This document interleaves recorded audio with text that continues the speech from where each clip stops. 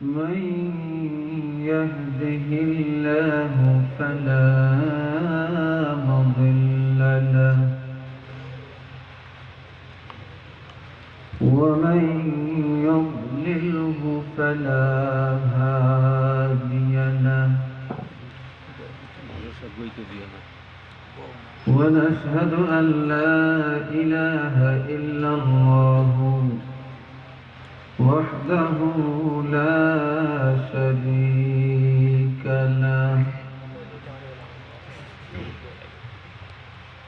ونشهد أن سيدنا وسندنا ونبينا وشفيعنا وحبيبنا وطبيبنا ورسولنا ورؤوفنا ورحيمنا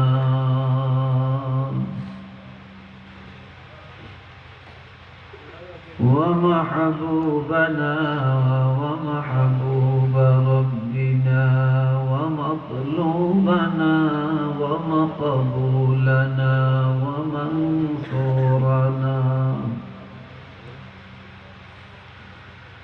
ورسولنا ورؤوفنا ورحيمنا ووسيلتنا وملجأنا ومأوانا وأولانا ومولانا محمدا عبده ورسوله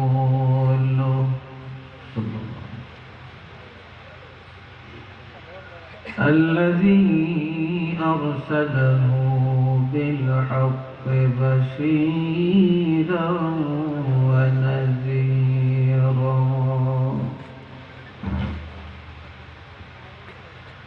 وداعيا إلى الله بإذنه وسراجا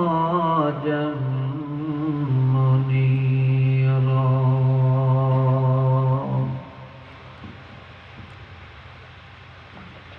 أما بعد فأعوذ بالله من الشيطان الرجيم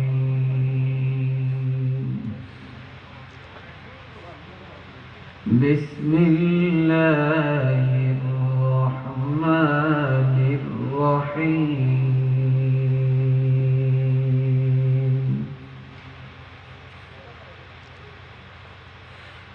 يا أيها الذين آمنوا لا تدخلوا بيوتا غير بيوتكم حتى تستأنسوا وتسلموا على أهلها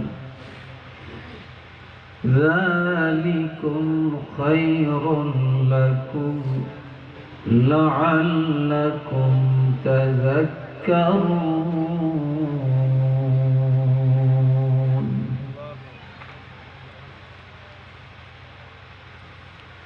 صدق الله العظيم وصدق رسوله النبي الكريم إن الله وملائكته يصلون على النبي يا أيها الذين آمنوا صلوا عليه وسلموا تسليما صلى الله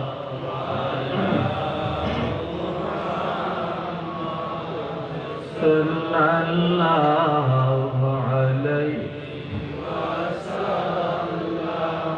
صلى الله على محمد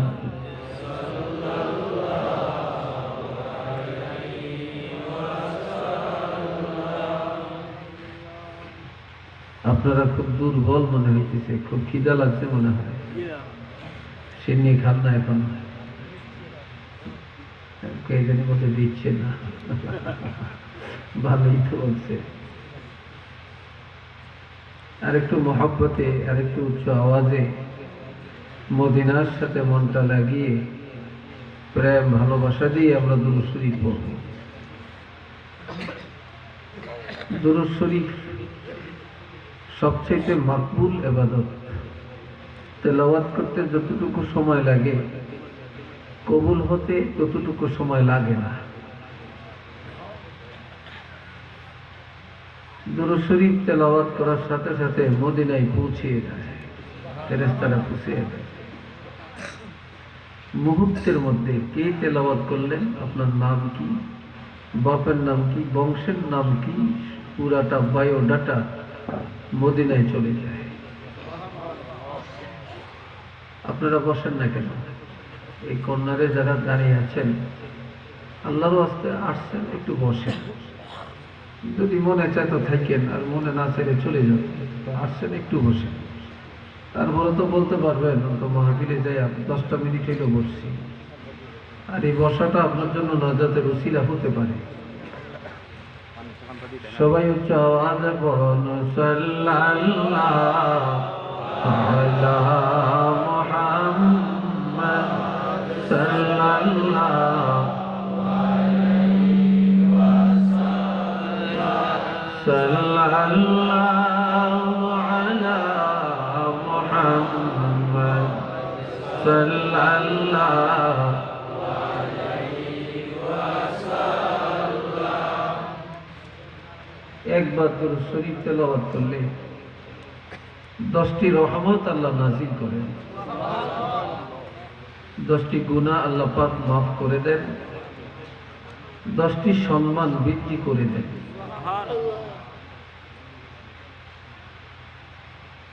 দুরূদ শরীফ তেলাওয়াত করার সাথে সাথে অন্তরের গুনার ময়লা সাফ করে আল্লাহ পাক কলবের মধ্যে নূর পয়দা করে দেন।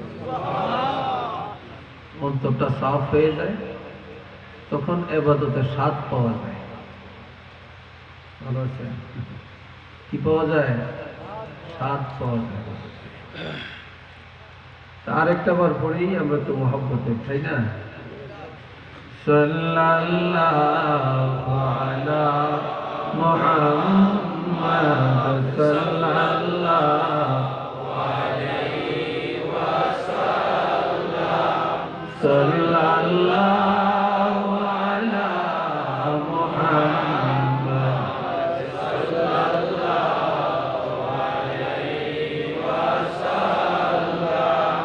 বালাগাল উলা বিকামালিহি, كشف الدجى بجماله، حسنت جميع خصاله، صلوا عليه وآله।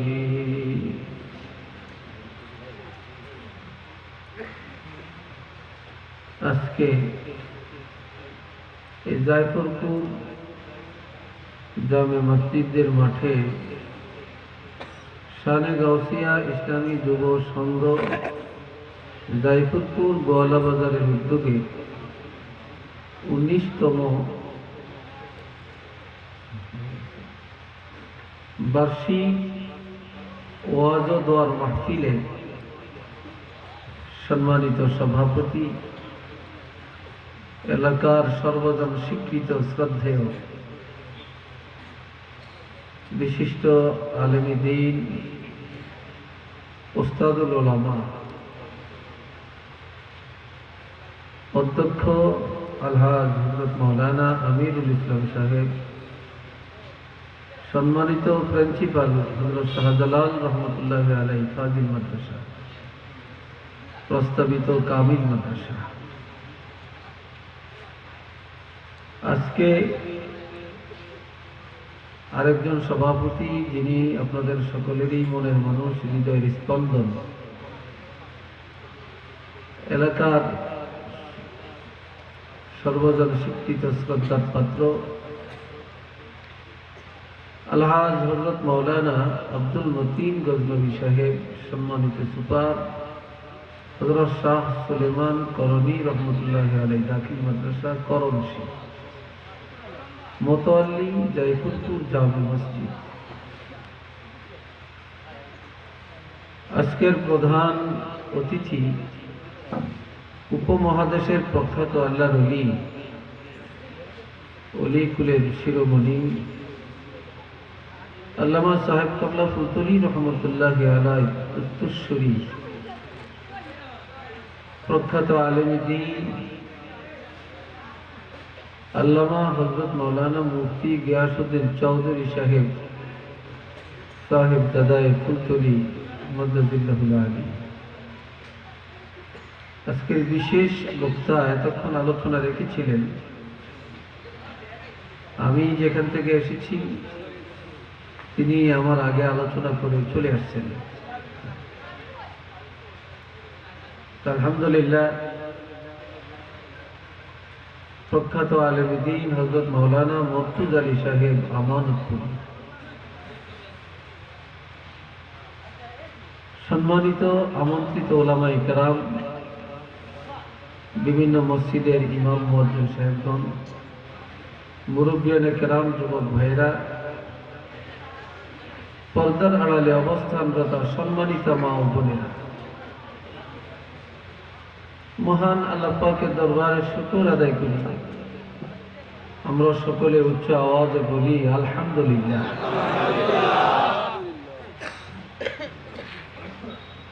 আলহামদুলিল্লাহ বলতে অনেকের কাছেই মনে কষ্ট দিচ্ছে। আল্লাহ পাকের নেয়ামতের শুকর আদায় করার জন্য কেউ যদি একবার বলে আলহামদুলিল্লাহ, সাথে সাথে আল্লাহ পাক তার জন্য 8টি জান্নাতের দরজা খুলে দেয়। এই শানে গাউসিয়া মাহফিলটা এটা এলাকাবাসীর জন্য একটা নেয়ামত। কি বলেন আপনারা? এলাকায় একজন আলেম থাকা ওই এলাকার জন্য একটা নেয়ামত। বাড়ির মধ্যে আলেম থাকা বাড়ির জন্য একটা নেয়ামত। বাড়ির সামনে মসজিদ থাকা, মাদ্রাসা থাকা, ঈদগাহ ময়দান থাকা, এটা ওই বাড়ির জন্য, ওই এলাকার জন্য একটা নেয়ামত। শুধু নেয়ামত না, এটা নেয়ামত উযমা। আমরা একটা নেয়ামত পাইছি, বছরে একবার শানে গাউসিয়া মাহফিল। আজকে 19 বছর চলে। এই 19 বছর যেদিন শুরু হয়, সেই শুরুটা কিন্তু আমি ছিলাম। 19 বছর আগে যখন শুরু হয়েছে, তখন শুরুটা কিন্তু একদম প্রথম শুরুটা কিন্তু আমার দ্বারা। এটা ঠিক না? তো 19 বছর পরে মাঝখানে তো আরো আসছি। তো 19 বছর পরে আবার আল্লাহ পাক আপনাদের মাঝে আসার তৌফিক আমাকে দান করছেন। এই জন্য আমিও শুকর আদায় করছি আলহামদুলিল্লাহ। অনেক অনেক সুন্দর এবং মূল্যবান আলোচনা আপনারা শুনছেন। তা আলোচনা শুনতে শুনতে আর খানির মধ্যে খাইতে খাইতে পেট ভরে গেলে যেমন আর চাহিদা থাকে না, জোর করে খাওয়াইতে পারে না। তা আপনারা তো দুপুর থেকে আলোচনা শুনতে শুনতে এখন পেট ভরে গেছে, এখন তো আর বেশি একটা খাওয়ান যেতে না, ঠিক না? মানে একটা হলো খানার পেট ভরা, আর একটা হলো ওয়াজের দ্বারা পেট ভরা। এখন তো পেট ভরা, এখন আর বেশি স্বাদ লাগতো না। তারপরেও আপনারা যারা বসছেন, আমি অনুভব করছি অত্যন্ত আগ্রহের সাথে এবং তাওয়াজ্জু খাতিরে আপনারা বসছেন। তো দোয়া করেন, আমি কোরআন শরীফের 18 পারা সূরা নূর থেকে আমি একটা আয়াত আপনাদের কাছে তেলাওয়াত করছি। এই আয়াতের উপরে 2-4টি কথা বলার চেষ্টা করব। আল্লাহ পাক যেন বলার মতো ইলম, আমল, যোগ্যতা আমাকে দান করেন। সবাই বলেন আমিন। তবে আমার একটা অভ্যাস, আলোচনার মাঝখানে হুট করে দাঁড়ানো, কথা বলা, ফুট করে চলে যাওয়া, মোবাইল আসলে কানে ধরে আসতে বের হয়ে যাওয়া, এটা কিন্তু আমি খুব একটা পছন্দ করি না। কারণ মানুষ গান বাজনার মধ্যে যায়, পেশাবেও ধরে না, পায়খানাও ধরে না, টান করার দরকার হয় না, টাননের দরকার হয় না। টানন আছে না একটা, পানও আছে, টানও আছে, টানতে টানতে গালটা ভিতরে চলে যায়, আছে না? এই ওয়াজ মাহফিলে আসলেই এগুলা শুরু হয়, কিন্তু মমতাজারে লাগিয়ে দিলে আর এগুলা শুরু হয় না। মমতাজা বুঝেননি আপনারা? হ্যাঁ, আমি একবার নোয়াখালী ফেনীতে এক প্রোগ্রামে গেছিলাম। তখন সকালবেলায় দেখতেছি একটা পোস্টার দেখা যায় খুব বড়, বিশ্ব উরুস শরীফ। আমি বললাম যে এটার মধ্যে বক্তা কারা, একটু পড়ে দেখি। দেখতেছি বক্তার নাম তো আছে, নিচে দিয়ে লেখা আছে উক্ত উরুস শরীফের বিশেষ আকর্ষণ সন্ধ্যা 8টা বাজে মমতাজ বেগমের আগমন। আমি কইলা হাওলা হাওলা করেছে, কোন জায়গায় যে কোনটা লাগাবে মানুষ এখন দিশাহারা, ঠিক না? আপনারা শানের রেসালতের আলোচনা তো শুনছেন, নামাজের ওয়াজ শুনেন,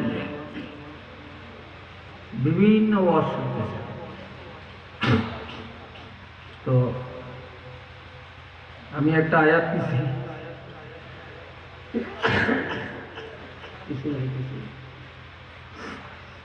এই আয়াতটা হলো পর্দার ব্যাপারে, পর্দা সম্বলিত। এই পর্দার আলোচনাগুলো এই যুগে হয় না খুব বেশি। আমি এই ব্যাপারটা নিয়ে একটু কথা বলতে চাই, আপনারা যদি রাজি থাকেন। কি বলেন, রাজি আছেন? জোরে বলেন, রাজি আছেন? নামাজ পড়াও তো ফরজ, রোজা রাখা ফরজ, হজ করা ফরজ, যাকাত দেওয়া ফরজ, পর্দা করা কি? আর একটু আসতে বলেন, পর্দা করা এটাও ফরজ। পর্দা তো এখন আমগোবিত নাই, আমগোবিত নয়। অনেক আলেমদের মধ্যে আমাদের কি নাই, পর্দা নেই, এটা উঠেই গেছে। আর পর্দার ওয়াজটা করিও না, করতে চাই না। আর পর্দার ওয়াজ করলে মানুষে শুনতেও চায় না। আর পর্দার ওয়াজ করলে এমন কিছু কথা আসে যে কথাগুলি আমাদের অনেকেরই গায়ে লাগে, যার কারণে যেই হক কথা গায়ে লাগে তখন আর তার কাছে এটা স্বাদ লাগে না। তবে যাদের ঈমান তাজা তাদের কাছে ঠিকই সে মানুক আর না মানুক, কিন্তু শুনলে সেটা চিন্তা করে অন্তত কার কথাটা হোক এটা সঠিক। আমার ভাইরা, পর্দা শুধু নারীর জন্য না, এটা পুরুষের জন্যও ফরজ। শুধু পুরুষের জন্য না, নারীর জন্যও ফরজ। নারী পুরুষ প্রত্যেকের জন্যই পর্দা করা ফরজ। আর এটা নির্দিষ্ট কোনো সময় নেই।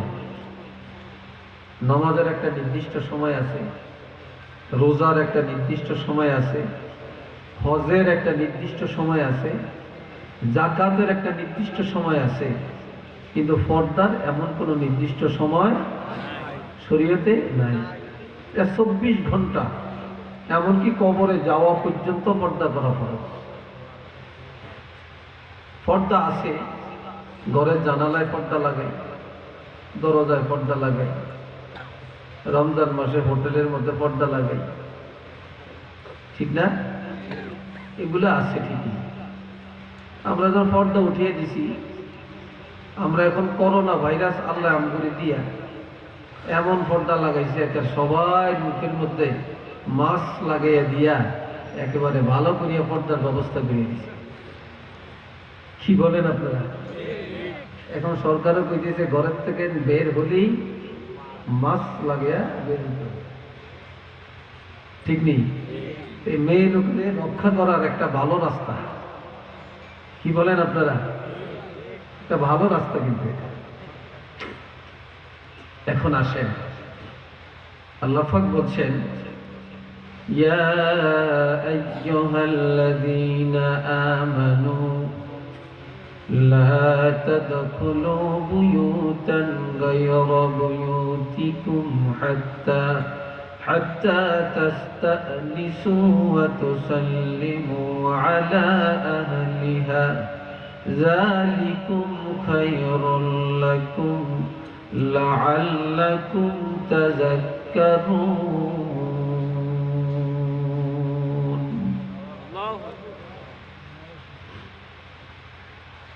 আল্লাহ পাক বলেন, হে দুনিয়ার ঈমানদারগণ, এই ঈমানদারগণ এই কথা বলার মধ্যে নারী পুরুষ কোনো ভাগ আছে কিনা? চিল্লিয়া বলেন, আছে কিনা? এর মধ্যে নারীরাও আছেন, পুরুষেরও আছে। তোমরা লা তাদখুলু বুয়ুতান, তোমরা ঘরে প্রবেশ করিও না। আল্লাহ বলছেন তোমরা ঘরে কি করো না? প্রবেশ করিও না। গায়রা বুয়ুতিকুম, অন্যের ঘরে। কার ঘরে? অন্যের ঘরে বা অন্য ঘরে, আরেকজনের ঘরে প্রবেশ করিও না। তবে প্রবেশ করাটা নিষেধ না, প্রবেশ করতে পারবে।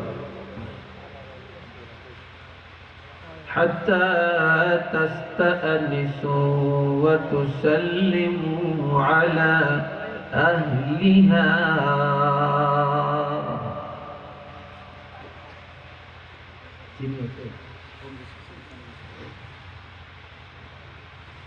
ঘরে প্রবেশ করা নিষেধ না, প্রবেশ করতে পারবে সালামের বিনিময়ে অথবা অনুমতি সাপেক্ষে। কি সাপেক্ষে? চিল্লিয়ে বলেন, কি সাপেক্ষে? অনুমতি সাপেক্ষে ওই ঘরে বা অন্য ঘরে প্রবেশ করা নিষেধ না, প্রবেশ করা যাবে। যালিকুম খায়রুল লাকুম, এটা তোমাদের জন্য অতি উত্তম। এই বিধানটা মুমিনের জন্য অতি উত্তম একটা বিধান। এই জন্য লাআল্লাকুম তাযাক্কারুন, যাতে করে তোমরা উপদেশ গ্রহণ করো। কি গ্রহণ করো? উপদেশ গ্রহণ করো। এখন আসেন, আমি তরজমা বলছি, একটু ব্যাখ্যা। আমার আল্লাহ বলছেন, ঈমানদারেরা তোমরা ঘরে প্রবেশ করিও না। সেটা যদি তোমার বাপের ঘর হয়, সেটা যদি তোমার চাচার ঘর হয়, তোমার মায়ের ঘর হয়, সেটা যদি তোমার ভাইয়ের ঘর হয়, সেটা কোনো প্রতিবেশীর ঘর যদি হয়, কোন পরিচিত অপরিচিত ব্যক্তির ঘর যদি হয়, তাহলে তোমরা অন্যের ঘরে অনুমতি ছাড়া প্রবেশ করিও না। কি ছাড়া? চিল্লিয়ে বলেন, কি ছাড়া? তাহলে অনুমতি সাপেক্ষে প্রবেশ করা যাবে, অনুমতি ছাড়া কারো ঘরে প্রবেশ করা যাবে। এখন আসেন অনুমতি। আগে কি সালাম না অনুমতি? হ্যাঁ, আগে। এখানে তাফসীরে রুহুল বয়ানে আসছে যে প্রথমে যেখানে আল্লাহ বলছেন হাত্তা তাস্তাআনিসু, এর অর্থ হলো অনুমতি। এরপর হলো ওয়াতুসাল্লিমু, সালাম। আগে অনুমতি, পরে কি? সালাম। এই সালাম দুই ভাগে বিভক্ত। একটা হলো অনুমতির সালাম, আর একটা হলো সুন্নত তরিকার সালাম। অনুমতির সালাম এটাও সুন্নত, আর কারো ঘরে প্রবেশ করার সময় সালাম দিয়া প্রবেশ করা এটাও কি? সুন্নত। এখন আমি আপনি কারো ঘরের দরজায় গেলাম, সেখানে যায়া আপনি অনুমতি প্রার্থনার জন্য সালাম দিবেন, আসসালামু আলাইকুম ইয়া আহলাল বাইত, হে ঘরের আহাল, ও ঘরের মালিক, আপনাকে সালাম। অনুমতি নাই। পুনরায় আসসালামু আলাইকুম, তাও অনুমতি নাই। তৃতীয়বার আসসালামু আলাইকুম। তৃতীয়বার সালাম দেওয়ার পরে যখন সালামের জবাব পাওয়া গেল, তখন আপনি অনুমতি চাবেন, আদখুলু, আমি আসতে পারি কিনা। তখন মালিক যদি আপনাকে দরজা খুলে দেয়, ঘরে ঢোকার অনুমতি দেন, তখন আবার আপনাকে সালাম দিয়া ঘরে ঢোকা লাগবে। তাহলে প্রথম সালামটা হলো অনুমতির সালাম, আর দ্বিতীয় সালামটা হলো ঘরে ঢোকার সময় সুন্নত তরিকা মোতাবেক সালাম দিয়া ঢোকার সালাম। একটু চিল্লিয়ে বলেন না সুবহানাল্লাহ।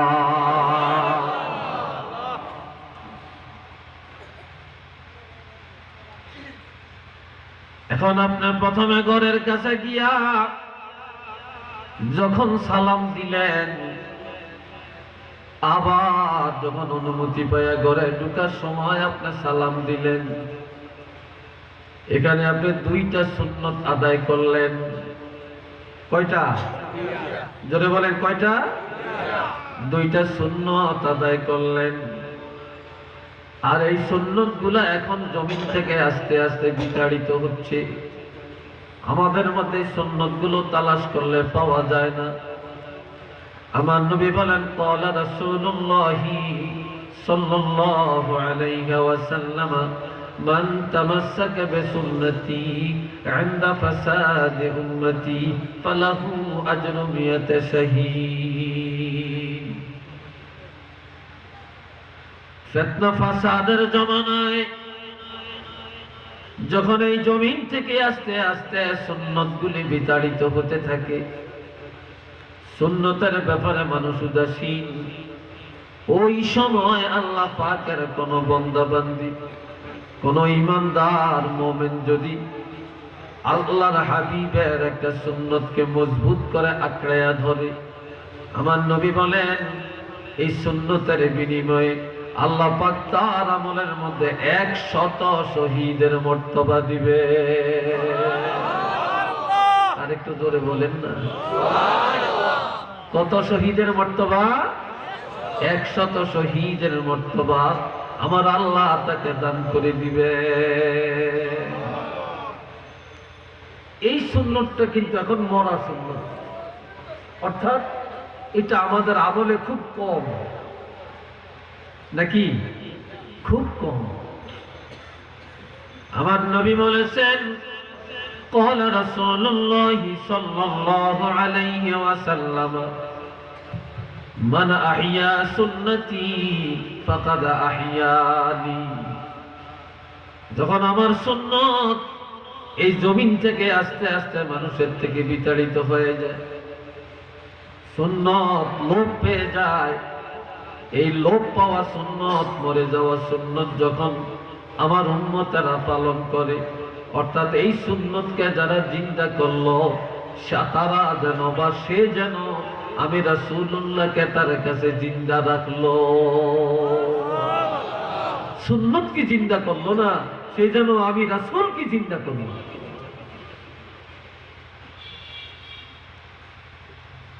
আমার প্রাণের বন্ধুরা, নবীজি আরো বলেছেন, قال رسول الله صلى الله عليه وسلم من ترك سنتي فليس مني।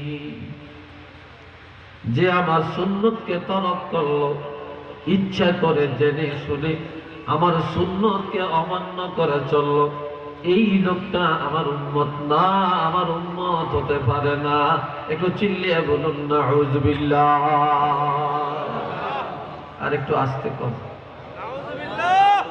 কি ব্যাপার? নজরুল আসে না ভিতর থেকে? ঘুমাচ্ছেন নাকি? সবাই উচ্চ আওয়াজে বলে নাউযুবিল্লাহ। মাশাআল্লাহ। তো বসছেন তো আলহামদুলিল্লাহ, ভালো করে কথা শুনবেন তো নাকি? মাঝখান দিয়ে আমাকে রেখে চলে যাবেন? চলে যাবেন না কেন? আমার পরে তো মনে হয় আর আছে ওয়াদা চলবে, তাহলে শেষ। তাহলে আমি আর বেশি দেরি করতাম না, যেহেতু আমার পরে আর নাই কেউ, আমি একটু তাড়াতাড়ি যেতে পারলে ভালো, ঠিক না? তাড়াতাড়ি যেতে পারলে ভালো। যুবকেরা, অপরদার আলের মায়েরা, এখানে আল্লাহর কোরআনের বিধানকে একটু শুনেন। একদিন এক ব্যক্তি আমার নবীর কাছে এসে বললেন, ইয়া রাসূলুল্লাহ, আমি আমার মায়ের কাছে যাব, অনুমতির প্রয়োজন আছে কিনা? তখন আমার নবী বললেন, তোমার মাকে তুমি উলঙ্গ দেখতে চাও কিনা? লোকটা বলে, না না ইয়া রাসূলুল্লাহ, আমি আমার মাকে কখনো উলঙ্গ দেখতে চাই না। নবীজি বললেন, তোমার মা ঘরের মধ্যে কিভাবে আছে, শরীরটা কি পজিশনে আছে, কাপড়টা কিভাবে আছে, এটা তো তুমি জানো না। হুট করে যদি মায়ের কাছে যাও, হয়তো মা লজ্জা পাবে, তুমিও লজ্জা পাবে। এই জন্য আগে ঘরের বাইরে থাকিয়া অনুমতি যাবে, সংকেত দিবে, বলবে মা আমি আসতে পারি কিনা। তখন মা নিজের শরীরটাকে হেফাজত করে ফেলবে, এরপরে তোমাকে অনুমতি দিলে তুমি যদি ঘরে যাও, তোমার মার ইজ্জত রক্ষা পাবে, তুমি সন্তানের ইজ্জত রক্ষা পাবে। এই জন্য অনুমতি ছাড়া মায়ের ঘরেও যাওয়া যাবে না। একটু চিল্লে বলুন না সুবহানাল্লাহ।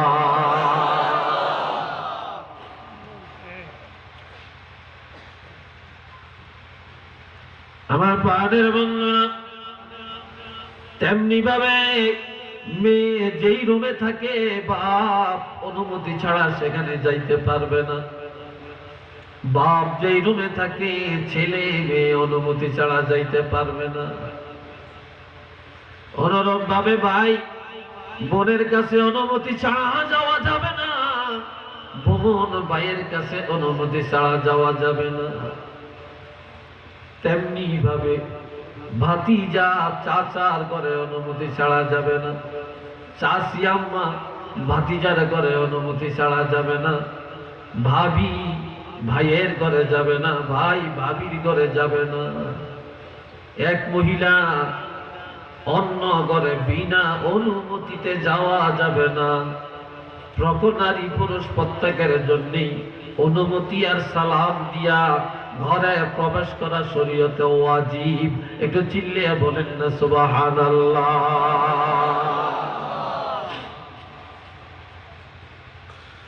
আর এই পর্দার বিধানের জন্য আমার রাসূল বলেছেন, ক্বালা রাসূলুল্লাহ সাল্লাল্লাহু আলাইহি ওয়াসাল্লাম, মুরু আওলাদাকুম বিস-সালাতি ওয়া হুম আবনাউ 7 সিনিন ওয়াদরিবুহুম আলাইহা ওয়া হুম আবনাউ 10 সিনিন ওয়া ফাররিকু বাইনাহুম ফিল মাদাজি'i আও কামা ক্বালা আলাইহিস সালাতু ওয়াস সালাম।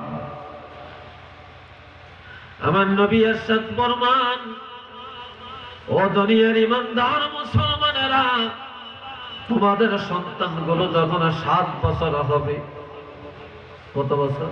7 বছর। তো জোরে বলেন না।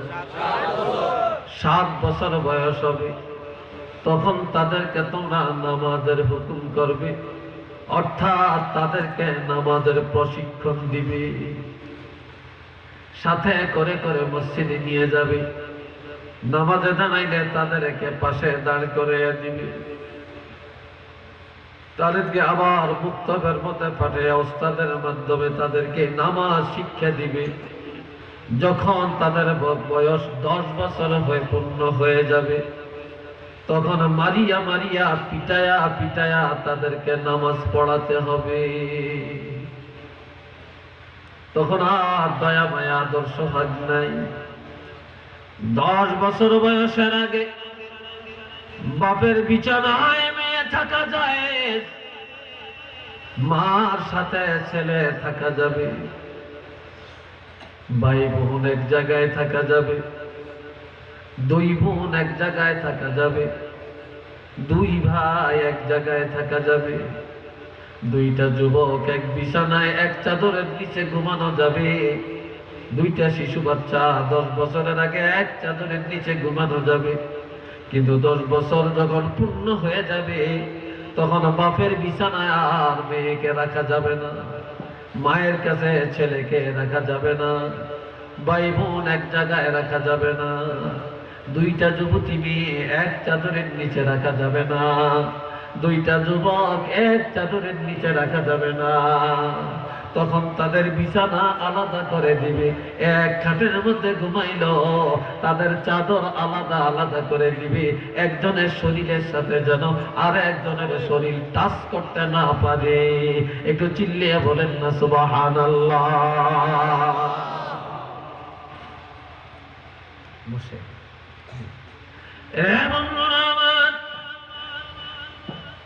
বুঝতেছেন তো কথা?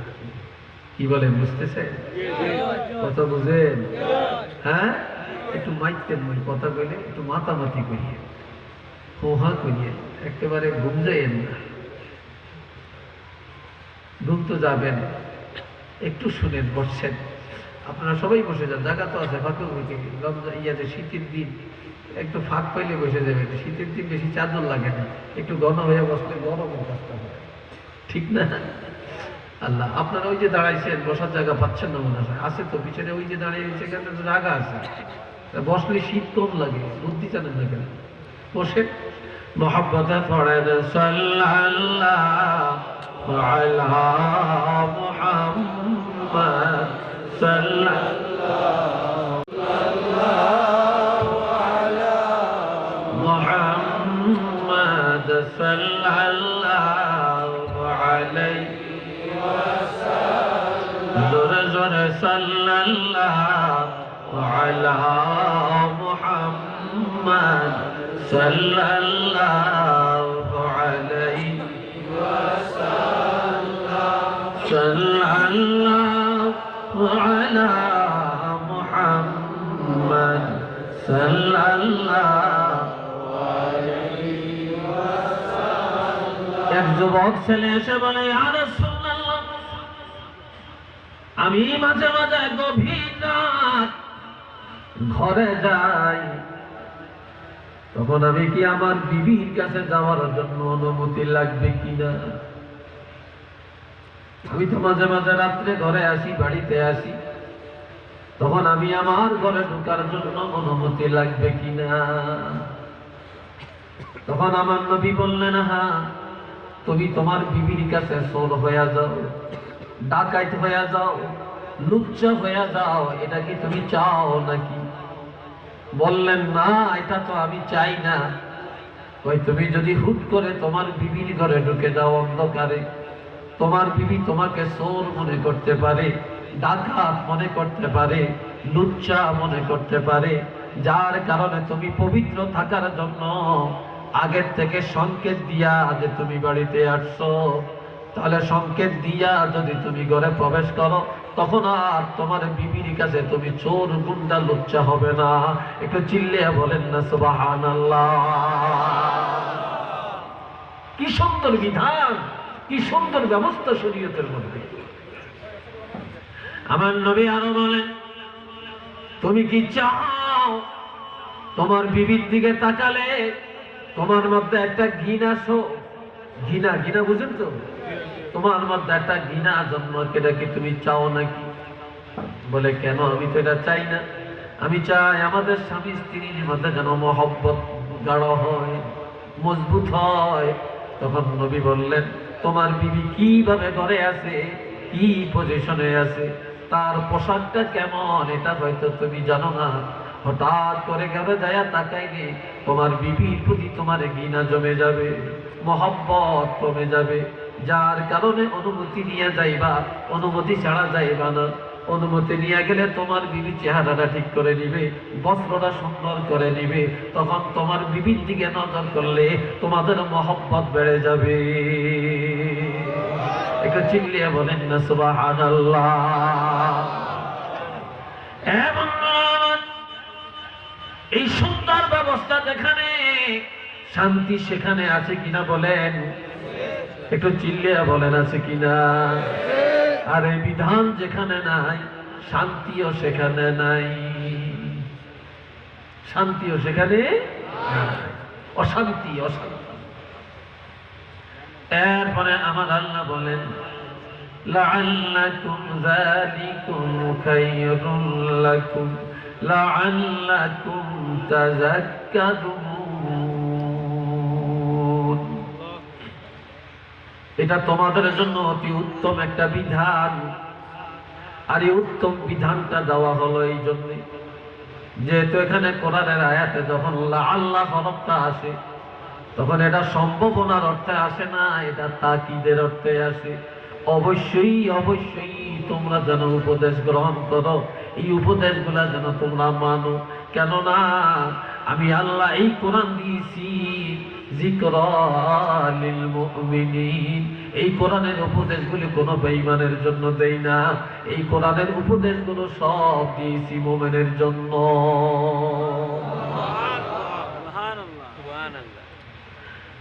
এরপরে আয়াতে আমার আল্লাহ বলেন বিসমিল্লাহির রহমানির রহিম فإن تجدوا فيها أحدا فلا تدخلوها حتى يؤذن لكم وإن قيل لكم ارجعوا فارجعوا هو أزكى لكم والله بما تعملون عليم। সবাই একবার উচ্চ আওয়াজে বলেন আল্লাহু আকবার।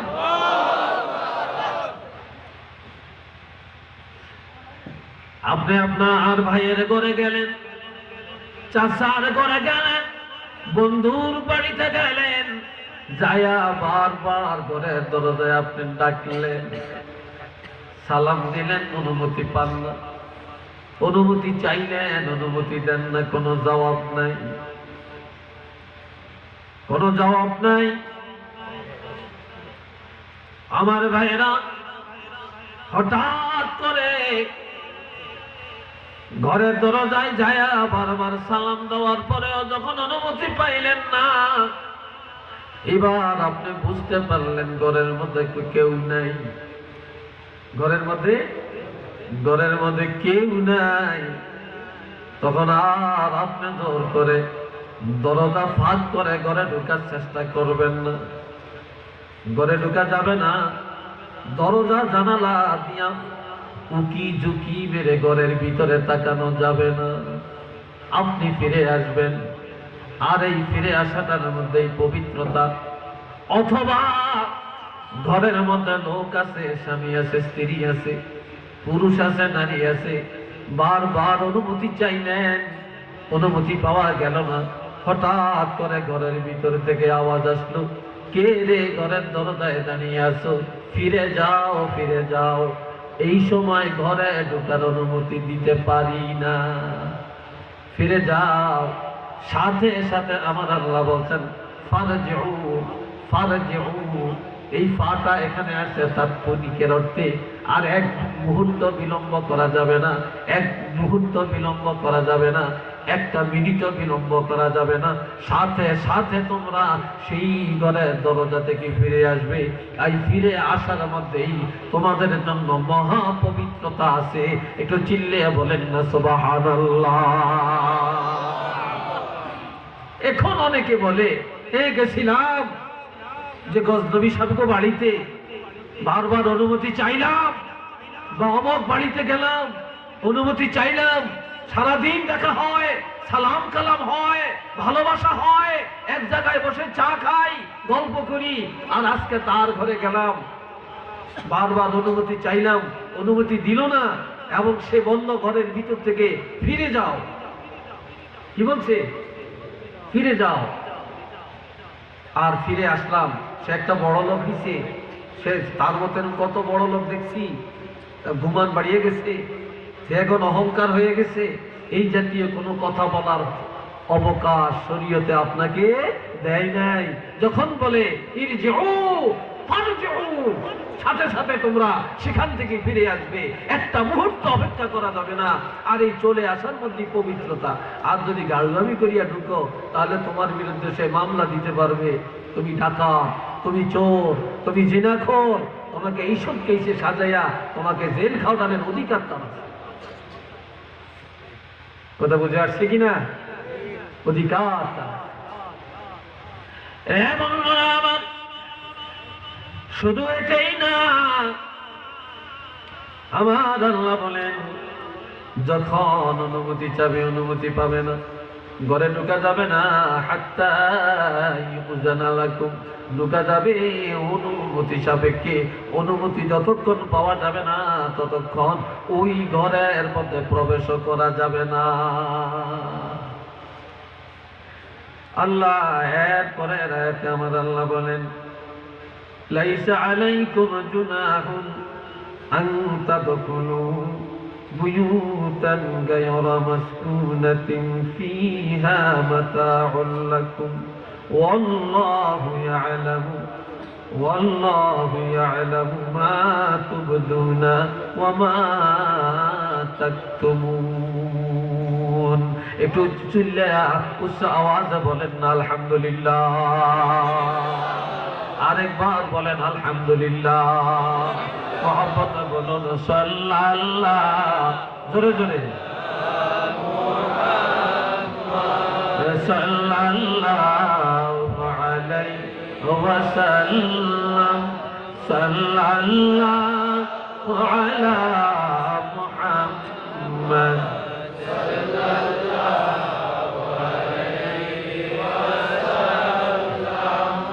আমার ভাইরা, আমার আল্লাহ বলেন এমন কিছু ঘর আছে যেই ঘরের মালিক তোমরা, যেই ঘরে কোনো মানুষ বসবাস করে না, যেই ঘরে কোনো মানুষ বসবাস করে না, কিন্তু তোমার অধীনে আছে। যেমন আপনার একটা গরু ঘর আর একটা আছে লাকড়ির ঘর, এটা আপনার অধীনে। আপনি ওই ঘরে যখন যাবেন অনুমতির দরকার নাই। আপনার বাড়িতে বিশাল একটা বিল্ডিং, দোতলা বিল্ডিং, এটার মধ্যে 10টা রুম আছে, 2টা রুম আপনি ব্যবহার করেন, আর 8টা রুমের তালা চাবি আপনার কাছে। বাকি সবগুলো রুমের মধ্যে আপনাদের আসবাবপত্র, ভোগ বিলাসের বস্তু আছে, খাট আছে, সোফা আছে, আলমারি আছে, ফ্রিজ আছে, এবং দামি দামি আসবাবপত্র ঘরের মধ্যে আছে। কিন্তু ওই ঘরে, ওই রুমে আপনি বসবাস করেন না। ওই ঘরের চাবি আপনার হাতে আছে, কিন্তু আপনি যখন চাবি দিয়া তালা খুলে রুমে যাবেন, যেহেতু আপনার আসবাবপত্র, এটা আপনার ঘর, সেখানে যাওয়ার জন্য কারো অনুমতির দরকার নাই। সেখানে যাইতে হলে অনুমতির দরকার নাই। আপনার পাক ঘর, আপনার বিবি পাক করে, সেখানে যাওয়ার জন্য অনুমতির দরকার নাই। আপনি স্কুলে পড়েন, স্কুলের মধ্যে, মাদ্রাসার মধ্যে, কলেজের মধ্যে যখন দপ্তরি, যখন বেল ফিটাইয়া সবগুলি দরজা খুলে দেয়, তখন আপনি ক্লাসরুমে ঢুকার জন্য অনুমতির প্রয়োজন নাই। এই যে বেল ফিটাইয়া দরজা খুলে দিল, এটা অনুমতি। এটা কি? এটা অনুমতি। কিন্তু যেখানে শিক্ষকদের রুম, কমন রুম, অথবা অধ্যক্ষের অফিস, সেখানে যাওয়ার জন্য অনুমতি নিয়ে যাওয়া লাগবে। সেখানে অনুমতি ছাড়া যাওয়া যাবে না। একজনের দোকানে গেলেন, দোকান খুলে রাখছে, মালপত্র সুন্দর করে সাজিয়ে রাখছে বিক্রি করার জন্য। সেখানে ঢোকার জন্য অনুমতির প্রয়োজন নাই। যেহেতু মালিক সেখানে আছে, দরজা খুলে রাখছে, মালপত্র বাও করে রাখছে বিক্রি করার জন্য, সেখানে অনুমতির কোনো প্রয়োজন নাই। এভাবে আপনি যখন মসজিদের মধ্যে নামাজ পড়তে আসছেন, মুয়াজ্জিন যখন আযান দেয়, আযানটা হলো এলাকাবাসীর জন্য অনুমতি। আযান দিয়া যখন দরজা খুলে দেয়, তখন আপনি আর মুয়াজ্জিনের অনুমতি নেওয়া লাগবে না। মসজিদে ঢুকে নামাজ আদায় করতে পারবেন। কিন্তু জমাত হওয়ার পরে মসজিদের ভিতরের অংশ যদি তালা মেরে রাখা হয়, বারিন্দা যদি খোলা রাখা হয়, তাহলে বারিন্দায় ঢুকার জন্য অনুমতি আছে, কিন্তু ভিতরের অংশে ঢুকার অনুমতি নাই। হ্যাঁ, মুয়াজ্জিন অথবা ইমাম যদি অনুমতি দিলে যাইতে পারবেন। আপনি বিনা অনুমতিতে যদি মসজিদের ভিতরের অংশে ঢুকে যান, মসজিদের একটা আসবাবপত্র, মসজিদের একটা মাইক্রোফোন, কোনো একটা যন্ত্রপাতি যদি নষ্ট হয়, হারানো যায়, তাহলে এটার জন্য আপনাকে শরীয়তে দায়ী করা যাবে। এই জন্য ভিতরের অংশে অনুমতি ছাড়া যাওয়া যাবে না। আর আযান যখন হয়ে যাবে তখন বিনা অনুমতিতে ঢুকে নামাজ আদায় করা যাবে। আর নামাজ জামাত যখন শেষ হয়ে যাবে তখন বারিন্দার অংশে গিয়ে নামাজ পড়া যাবে। একটু চিল্লিয়ে বলেন না সুবহানাল্লাহ। আপনার বাড়ির মধ্যে বিবাহের অনুষ্ঠান, ওই বিবাহের অনুষ্ঠানের জন্য এখন আপনার বাগিনাও আসছে, খালাতো ভাইও আসছে, খালাতো বোনও আসছে, ফুফাতো বোন ফুফাতো ভাই আসছে, বন্ধু বান্ধব আসছে, তাদের ছেলে মেয়েরা বেড়াইতে আসছে। এই সময় আপনার বাড়ির ভিতরে খালাতো ভাই যাইতে পারবে না, মামাতো ভাই যাইতে পারবে না, ফুফাতো ভাই যাইতে পারবে না, চাচাতো ভাই যাইতে পারবে না, বন্ধু বান্ধব যাইতে পারবে না। শুধুমাত্র যাদের ভিতরে ঢুকার অনুমতি আছে, যাদের সাথে দেখা দেওয়ার অনুমতি আছে, একমাত্র তারাই ভিতরে যাবে। আর যাদের সাথে শরীয়তে দেখা দেওয়ার অনুমতি নাই, তারা ভিতরের বাড়িতে যাওয়া যাবে না, তারা বারিন্দায় অথবা বাহিরের অংশের মধ্যে কাটাবে। একটু চিল্লিয়ে বলেন না আলহামদুলিল্লাহ। এই বিধান কি এখন আছে? একটু জোরে বলেন আছে? আজকাল ঘরে ঘরে জিনা আসেনি? জিনা কথা বলেন না আসেনি? মিডিয়ার মধ্যে কি দেখেন, ইউটিউব খুললে কি দেখেন, ফেসবুক খুললে কি দেখেন। এই তো আজ করছে দেখলাম যে সিলেট সুনামগঞ্জ থেকে আসতে বাসের মধ্যে একটা মেয়েকে বাসের ড্রাইভার হেল্পার ধরিয়া দৌড় করিয়া দর্শনের চেষ্টা করছে। একটু নাউজুবিল্লাহ বলেন না, আর একটু চিল্লিয়া বলেন না। আপনারা দেখছেন, নজরে পড়ছে, এই যে কয়েকদিন আগে ঘটনাটা ঘটছে, এটা নিয়ে তো আন্দোলন চলছে, এমনকি মামলা হয়ে গেছে। এমন ছোট ছোট মেয়েরা পর্যন্ত, নাবালিকা সন্তানেরা পর্যন্ত দর্শন থেকে এখন রেহাই পায় না, বিবাহিত নারীরা পায় না। এমন মহিলারা যুবকের পুষলে জিনার আড্ডায় যায়। আবার অনেক যুবকরা এই মিডিয়া ব্যবহার করে, ফেসবুক ব্যবহার করে, মোবাইলের মাধ্যমে জিনা ব্যভিচারে লিপ্ত হয়ে পড়ে। আমার প্রাণের ভাইয়া, পর্দা যেখানে আছে জিনা নাই, আর পর্দা যেখানে নাই জিনার অভাব নাই। জিনাল আইনে নজরুল, চোখের জিনা আছে, চোখের জিনা হলো নজর করা। জিনাল ফাহামে কালাম, মুখের জিনা হলো কথা বলা। জিনাল ওজনে সামউন, কানেরও জিনা আছে, কানের জিনা হলো মহিলাদের কথাবার্তা শোনা, অথবা মহিলা কোন পুরুষের কথা শোনা, এটা হলো কানের জিনা। এই জন্য মহিলাদের কথার আওয়াজ, মহিলাদের গলার আওয়াজ এত ছোট করে রাখা লাগবে, যাতে করে এই গলার আওয়াজটা ঘরের বাহিরে না আসে। এ বাবা জিনামাত, শুধু এটাই নয়, শুধু এটাই নয়, আল্লাহর হাবিব যখন মেরাজে গিয়েছিলেন, কথা শুনেননি আপনারা? না অন্য মনস্ক আছেন?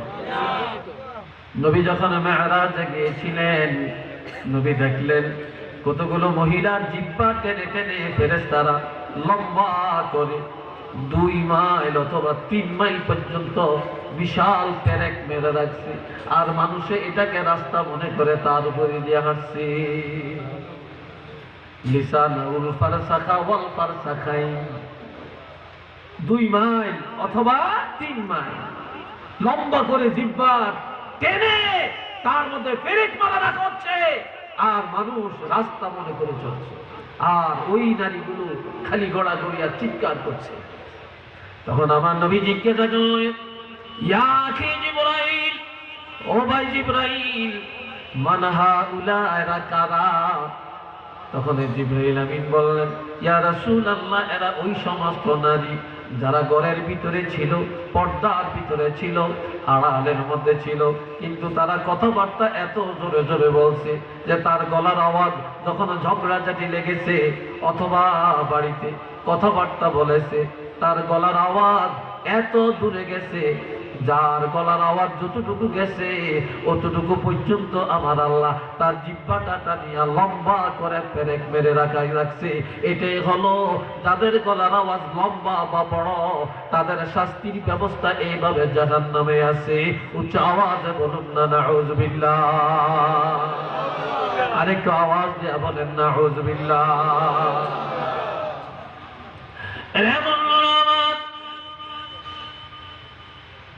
আজকাল মানুষ মনে করে চেয়ারম্যান সাহেবের মেয়েটা বলে মনে হয় অনেক ভদ্র হবে, হুজুরের মেয়েটা মনে হয় অনেক ভদ্র, শিল্পপতির মেয়েটা মনে হয় অনেক ভদ্র, লন্ডনী সাহেবের বিবি মনে হয় অনেক ভদ্র, প্রাঞ্চলার বিবি অনেক ভদ্র, পুরীপতির বিবি অনেক ভদ্র, ওই পাটোয়ারি বংশের মেয়েটা, চৌধুরী বংশের মেয়েটা মনে হয় অনেক ভদ্র। না না, এটা বদগুমান, এটা ভুল ধারণা। আমার আল্লাহ বলেন, ফাসসালিহাতু কানিতাতুন হাফিজাতুন লিল গায়বি বিমা হাফিজাল্লাহ ওয়াল্লাতী তাখাফুনা নুশুজাহুন্না فعظوهن وهجروهن في المضاجع واضربوهن فإن أطعنكم فلا تبغوا عليهن سبيلا।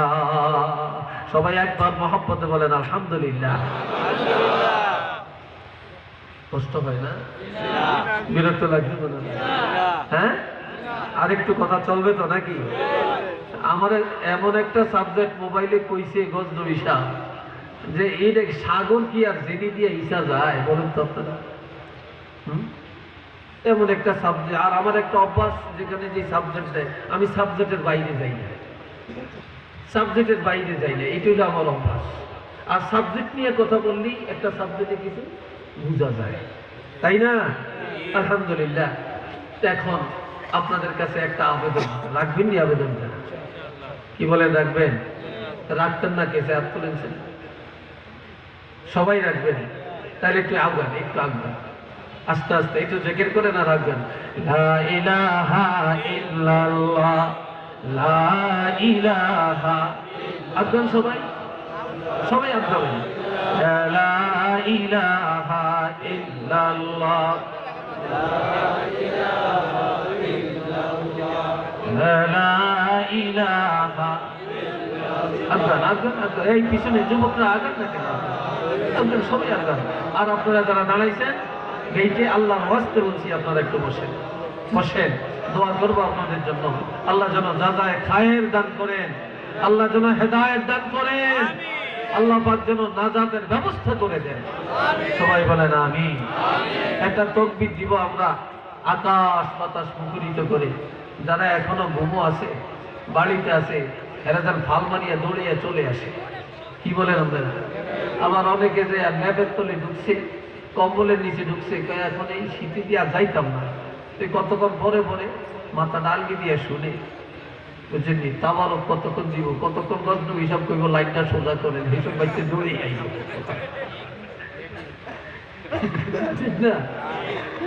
আল্লাহ সবাই বলে না রে তাকবীর।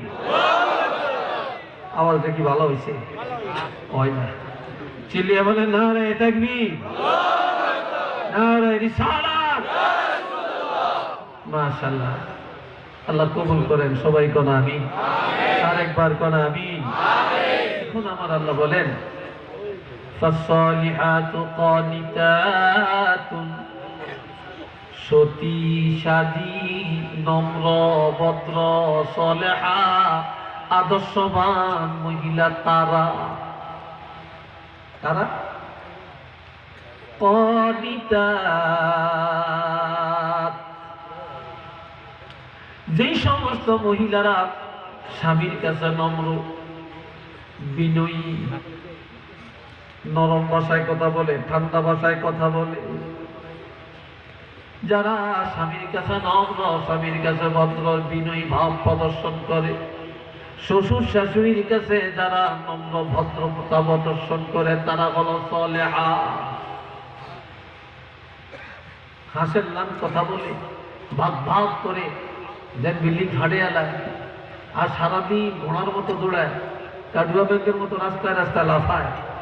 আর হ্যাঁ যদি আমি একেবারে ফাক্কা ইমানদার, এটা হইল একেবারে ডাহা মিশা। হাফিজাতুল লিলগাইব বিমা হাফিজাল্লাহ। যেই সমস্ত মহিলাগুলি তাদের গুপ্তাঙ্গ হেফাজত করে রাখে, অর্থাৎ আল্লাহ যেভাবে আপাদমস্তক হেফাজতের বিধান দিয়েছেন, আল্লাহর বিধান অনুযায়ী যেই সমস্ত নারীরা তাদের আপাদমস্তকটা ঢাকিয়া রাখে, ওই সমস্ত মহিলাগুলো হলো সালেহা। এরা নেককার, এরা জান্নাতি মহিলা। উচ্চ আওয়াজে বলেন না মারহাবা।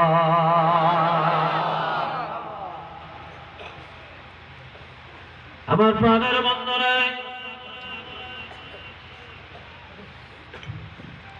একদিন আল্লাহর হাবিব রাহমাতুল লিল আলামিন আর হযরত আয়েশা সিদ্দিকা ঘরের মধ্যে বসে বসে কথা বলে। কথা বলতে যায়, অনেক সময় স্বামী স্ত্রী কথা বলার ক্ষেত্রে বিবির গলার আওয়াজটা কিছুটা উঁচা হয়, বড় হয়, বুঝলেন তো? কিছুটা বড় হয়। আপোষে কিছু ঝগড়া স্বামী স্ত্রী প্রত্যেকের ঘরেই আছে, আমরাও মাঝে মাঝে দুই একটা দমক শুনতে হয়। কি বিশেষ হয় না? হ্যাঁ। আর মহিলার সদাইটা যদি না আনেন, দেখবেন মেজাজ দম হয়। কোথায় যাবেন? যান গোয়ালা বাজারে, বাজার খরচ নিয়ে আসেন, সংসার খরচ কিনে আনেন, হলুদ আনেন, মরিচ আনেন, ডাল আনেন, তৈল আনবেন, চাউল আনবেন, তরকারি আনবেন, গোস্ত আনবেন, সব আনবেন। আর শীতকালে দেখেন না, আমার জাম্পারটা পুরানো হয়ে গেছে 2 বছর আগে, একটা ভালো দোকানের থেকে হাইফাই একটা জাম্পার আমার জন্য আনবেন। বাজারে গেলেন, তৈল কিনলেন, মাছ কিনলেন, ডাল কিনলেন, হলুদ কিনলেন, মরিচ কিনলেন, তরকারি কিনলেন, সব ব্যাগ পুরায় বাড়িতে আসলেন। বেগম ব্যাগ দেখিয়া তরকারি খুলিয়া সব পাইল। এবার বলে আমার জাম্পারটা কোথায়? কয় বাজার করতে করতে পকেটের টাকা শেষ, তোমার জাম্পার আর কিনতে পারি না। এই কথা যদি বলেন, দেখবেন তার মাথার মধ্যে 449 শুরু হয়ে গেছে। বলবে হ্যাঁ আপনার সব কিছু চলে, আর আমারটার কাছে আসলে আপনার টাকার উপরে ঠাডা পড়ে। ঠিক নেই? বলেনি এরকম? তখন আর মহিলা সহ্য। এই ক্ষেত্রে আপনাকে কৌশল অবলম্বন করা লাগবে। মিথ্যা বলা যায় যে নাই। যদি আপনার বিবিকে সান্ত্বনা দেওয়ার জন্য কিছু সত্য গোপন করে কথা যদি ঘুরেয়া বলেন, সংসারে ঝগড়া যেন না হয়, মন যেন খারাপ না হয়, এই জন্য কৌশল অবলম্বন করে কিছু মিথ্যার আশ্রয় নেওয়া শরীয়তে যায়। বুঝলেননি? 2 ভাই ঝগড়া লাগছে, কেউ মিটাতে পারে না, 2 জনের গোপন কথা শালিশ জানেন, উভয়ে আপনাকে দাওয়াত দিছি 2 ভাইয়ের মধ্যে মিটাইয়া দেওয়ার জন্য। এখন আপনি যদি সত্য কথা বলেন, মিটানো যাবে না, 2 মুসলমানের মধ্যে মিটানো যায় না। এখন যদি আপনি এই সময় কিছু সত্য গোপন করে সাময়িক কিছু মিথ্যার আশ্রয় নিয়ে 2 মুসলমানের মধ্যে যদি দ্বন্দ্ব মিটাইয়া দিতে পারেন, এটা শরীয়তে যায়। সুবহানাল্লাহ কোন না? এটা শরীয়তে কি? এটা শরীয়তে যায়। এই ছাড়া জায়েজের কোনো বিধান নাই। আমার ভাইরা, এখন আমার আল্লাহ বলে, এই মহিলা সতী সাধী নারী, তারা জান্নাতি মহিলা। তারা সে গরিবের মেয়ে হলেও জান্নাতে যাবে, ধনীর মেয়ে হলেও জান্নাতে যাবে, লন্ডনী সাহেবের বিবি হলেও জান্নাতে যাবে, হুজুরের বিবি হলেও জান্নাতে যাবে, মুরুক্ষীর বিবি হলেও জান্নাতে যাবে, ব্যবসায়ীর বিবি হলেও জান্নাতে যাবে। বিবি যদি আল্লাহর দেওয়া বিধান, যেভাবে আল্লাহ পর্দার বিধান শরীয়তে জারি করেছেন, আপাদমস্তক এবং লজ্জাস্থানে হেফাজতের বিধান দিয়েছেন। মহিলা যদি তার জীবনের চলার ক্ষেত্রে, উঠা বসার ক্ষেত্রে, দাম্পত্য জীবনে, কর্মজীবনে সব সময় যদি এই বিধানগুলো কার্যকর করে, তাহলে আমার আল্লাহ বলছেন এই মেয়ে লোকটি হলো 1 নম্বরের সলেহা। একটু চিল্লাইয়া বলেন না সুবহানাল্লাহ।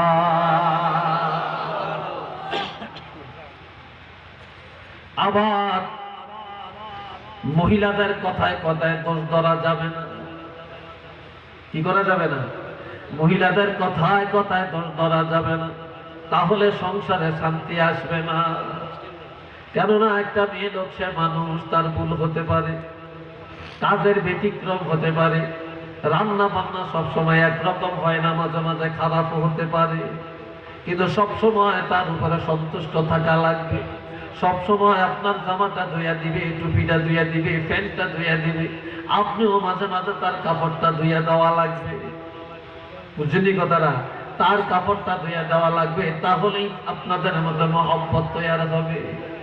আবার মহিলা বাপের বাড়ি ছাড়িয়া স্বামীর ঘরে আসছে, আপনার ঘরে আসিয়া সে দোফার কাজ করে, আবার নেতড়ের কাজ করে, আবার সুইপারের কাজ করে, আবার বাবুর্চির কাজ করে, আবার চাকরানির কাজও সে করে। চিল্লিয়ে বলেন করে কিনা? কাজে এই দায়িত্বগুলো যখন পালন করতে যায়, তখন স্বাভাবিক তার মধ্যে কিছু ভুল ত্রুটি আসতে পারে। মেজাজ সবসময় একরকম না, মাঝে মাঝে তার মেজাজ গরম হতে পারে। এই জন্য আপনি তাকে মারবেন না, আপনি তাকে তালাক দিবেন না, আপনি তাকে ঘর থেকে তাড়াইয়া দিবেন না, তার অপরাধের জন্য তার বাপের কাছে বিচার দিবেন না, তার ভাইয়ের কাছে প্রথমে বিচার দিবেন না, তার আত্মীয়ের কাছে বিচার দিবেন না। শরীয়তে উভয়ের মধ্যে শান্তি স্থাপনের জন্য আমার আল্লাহ শরীয়তের বিধান দিয়া দিছে। এটা মার হবার জন্য। কি বিধান? আমার আল্লাহ বলছেন, যখন আশঙ্কা বোধ করবে তোমাদের স্ত্রীরা কোনো অন্যায় লিপ্ত হয়েছে, তখন তাকে পিটা পাটা না দিয়া, ধাক্কা দিয়া বের করে না দিয়া, তখন তোমরা উভয়ে এক জায়গায় বসো। 1 নম্বরের উপদেশ আল্লাহ করলেন, ফাইজুহুন্না, যে তুমি বা তোমরা পুরুষেরা তোমাদের স্ত্রীদেরকে উপদেশ দাও, নসিহত করো। ও বিবি, তোমার এই কাজটা ঠিক হয় না, এটা তোমার ঠিক হয় না, এই কাজটা এইভাবে করো, এইভাবে করলে আমি খুশি হব, তোমার এমন আচরণ আমি চাই না। আমার বাপের সাথে তুমি এটা কেন করলা, আমার মায়ের সাথে এটা কেন করলা, আমার ভাইয়ের সাথে আচরণ কেন করলা, তোমার বিহেভ এত খারাপ কেন? এইভাবে এক জায়গায় হয়ে তাকে বুঝাবেন। আর কেউ দেখলো না, সেও লজ্জা পাইল না, সে সংশোধন হয়ে যাবে।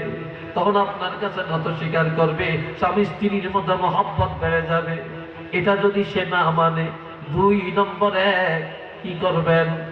শরীয়তের বিধান, প্রথম হলো ফাইজুহুন্না, দ্বিতীয় হলো ওয়াহজুরুহুন্না।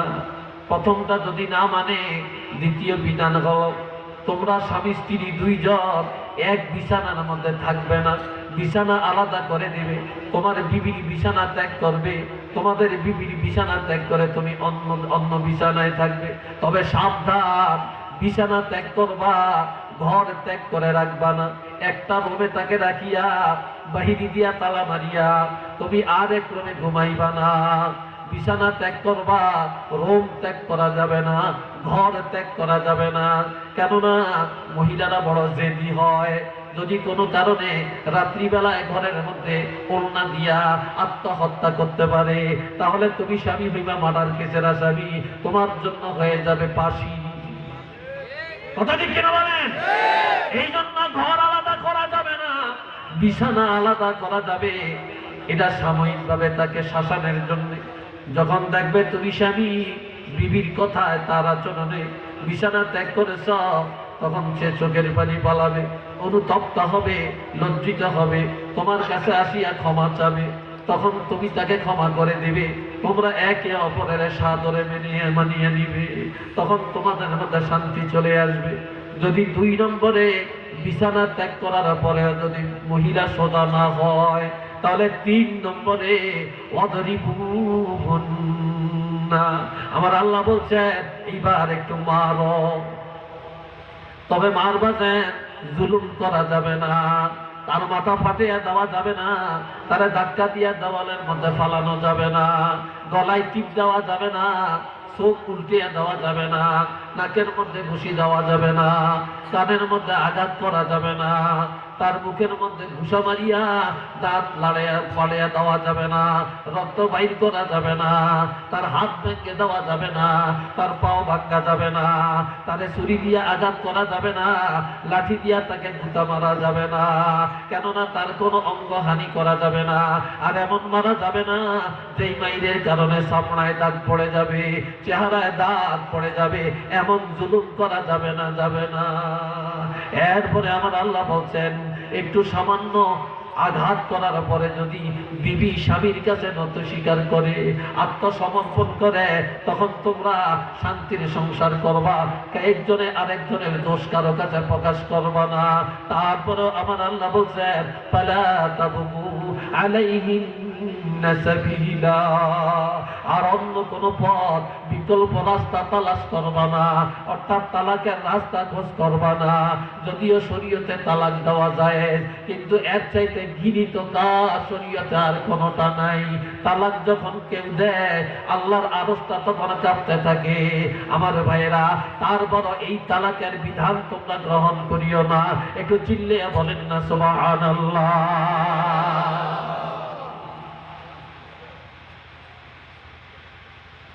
কষ্ট হইতেছে যুবকরা, কষ্ট হইতেছে? আর কিছু কথা বলবো? কি বলে, রাজি আছে?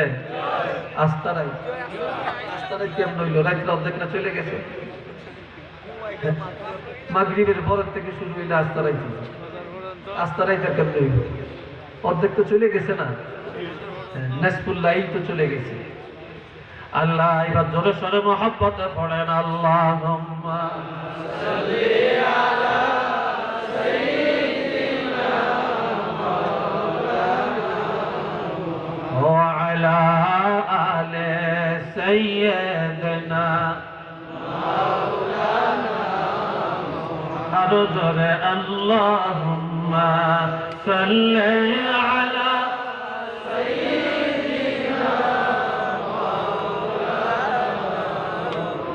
وعلى آل سيدنا عبارة শেষ কথা হলো والله يعلم بما ما تبدون وما تكتمون। আমার আল্লাহ বলে, ও দুনিয়ার মুসলমানেরা, তোমরা যে একজনের বাড়িতে গেলা, তুমি কি উদ্দেশ্যে গেছো? তোমার মনের উদ্দেশ্যটা কি? এটা হয়তো এলাকার মানুষে জানে না, বাড়িওয়ালা জানে না, তবে আমার আল্লাহর কাছে কোনো কিছু গোপন নাই। আল্লাহ তোমাদের গোপনীয় খবরও জানেন এবং প্রকাশ্যের খবর আমার আল্লাহ জানে। ক্লিয়ার কর, জানেন কিনা? আরেকবার বলেন না, জানেন কিনা? তুই বলতেছিলাম হযরত আবু বকর, সরি আল্লাহর হাবিব আর হযরত আয়েশা কথা বলতেছিলেন। কি বলতেছিলেন? তাই আয়েশার আওয়াজটা কি হয়েছে? বলেন না, কি হয়েছে? বলা হয় দিনে কথা কয় না, কি রে, কি হয়েছে? বড় হয়েছে। তা এই সময় হযরত আবু বকর সিদ্দিক রাদিয়াল্লাহু ঘরে আসছেন। হযরত আবু বকর নবীর ঘরে আসছেন। আয়েশা দেখতেছে, হযরত আয়েশা কথা বলতেছেন, তবে নবীর চাইতে আয়েশার গলার আওয়াজ মোটা, বড়, উচ্চ। সিদ্দিক আকবর রাগ করছে, রাগ করিয়া হযরত আয়েশাকে বললেন, আয়েশা তুমি না আমার মেয়ে, তুমি কি জানো না আমি তোমার আব্বা আবু বকর একদিন বনি তামিম গোত্রের সর্দার নিযুক্ত করার জন্য হযরত ওমরের সাথে কথা কাটাকাটি করতে যায় আল্লাহর হাবিবের চেয়ে আমি আবু বকরের গলার আওয়াজটা বড় হয়ে গেছে, যার কারণে আল্লাহ হুশিয়ার বাণী দিচ্ছেন, নোটিশ জারি করছেন, ইয়া আইয়ুহাল্লাযীনা আমানু লা তারফাউ আসওয়াতাকুম ফাওকা সাওতিন নবী। ও ঈমানদারেরা, নবীর আওয়াজের চেয়ে আওয়াজ বড় করিও না। যে নবীর আওয়াজে সে আওয়াজ বড় করবে তার সব আমল বরবাদ। সব আমল কি বরবাদ। কাজে এটা তো আমি আবু বকরের উদ্দেশ্যে আল্লাহ নাযিল করছে। তুমি আমার মেয়ে হইয়া রাসূলের পাকের আওয়াজে শুনতে উচ্চ আওয়াজে কথা বলছো, এই বলে একটা থাপ্পড় মারার জন্য দৌড়ে আসছে। আমার দিকে দেখেন, যখন দৌড়ে আসছে নবীর আদর্শটা দেখেন। নবীর সাথে সাথে এইভাবে সামনে হাতটা বাড়িয়ে দিচ্ছে, হাতটা বাড়িয়ে দিয়ে বলে আবু বকর। নবী আবু বকরকে সেদিন বড় মায়ার সারা বললেন, আবু বকর তুমি কার বাড়িতে কার ঘরে আয়েশার বিচার করো? এটা তো তোমার বাড়ি না, এটা তোমার ঘর না, এটা তো রাসূলের ঘর। আয়েশা তো আমার স্ত্রী। তুমি কি জানো না মেয়ের যত অপরাধ হবে বাপের বাড়িতে বাপের বিচার করার অধিকার আছে, কিন্তু স্বামীর বাড়িতে যদি কোনো মেয়ে অপরাধ করে সেখানে যায়া স্বামীর সামনে বাপের বিচার করার অধিকার নাই, সেখানে বিচার করার অধিকার হলো স্বামী।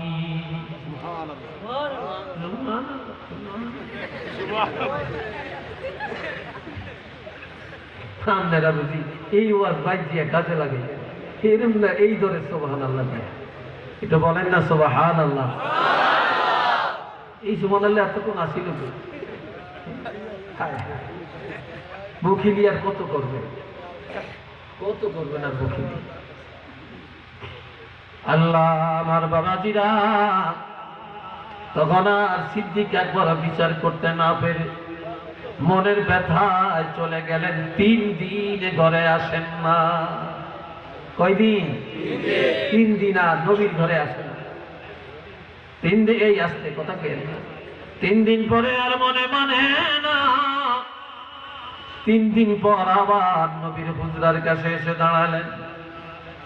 এবার শুনতেছেন নবী কথা বলে আয়েশা জবাব দেন, আয়েশা কথা বলে নবী জবাব দেন, নবী কথা বলে আয়েশা জবাব দেন।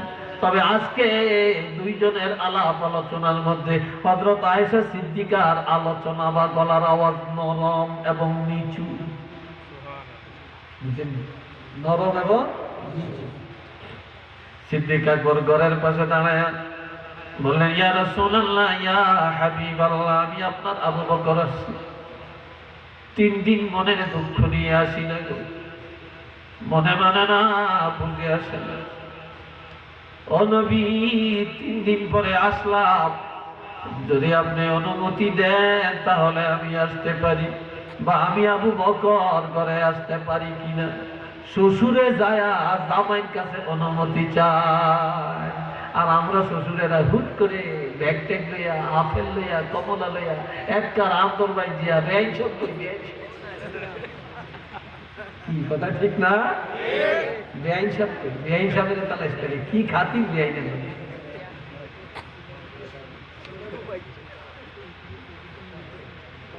বন্ধুরা আমার, সিদ্দিক আকবর যখন অনুমতি চাইলেন, আল্লাহর হাবিব তাড়াতাড়ি করে এসে দরজাটা খুলে দেন।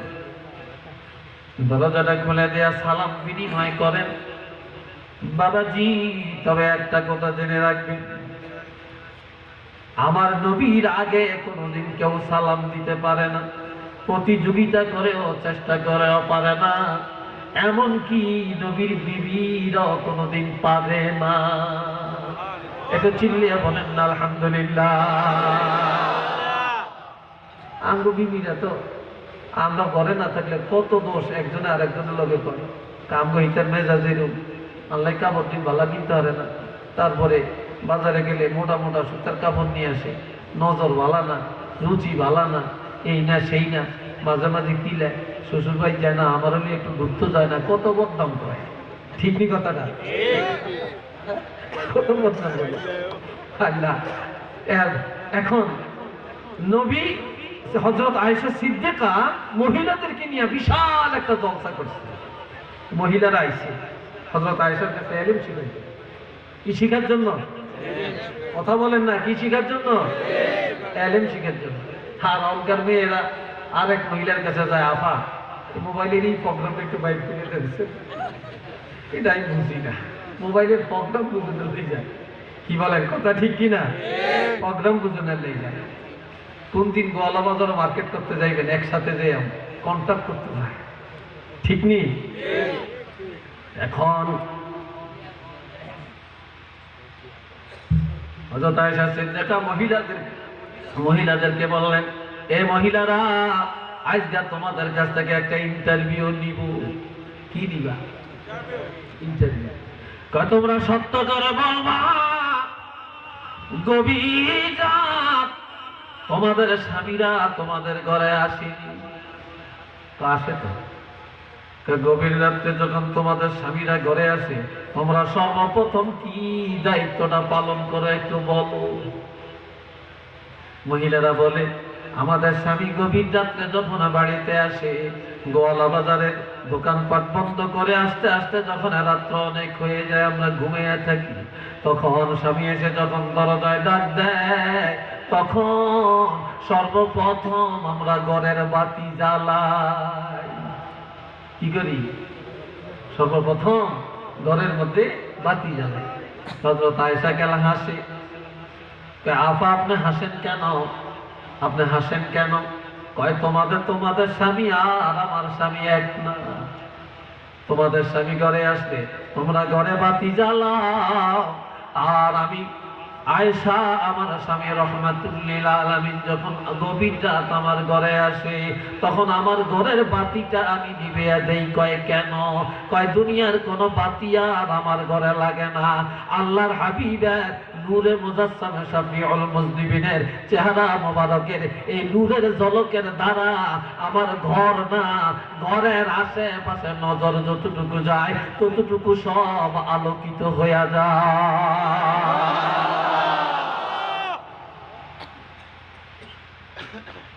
সব আলোকিত হয়ে যায়। মাঝে মাঝে বিবি করে লইয়া বইয়া কিছু কিচ্ছা শুনাইবেন, মজাক করবেন।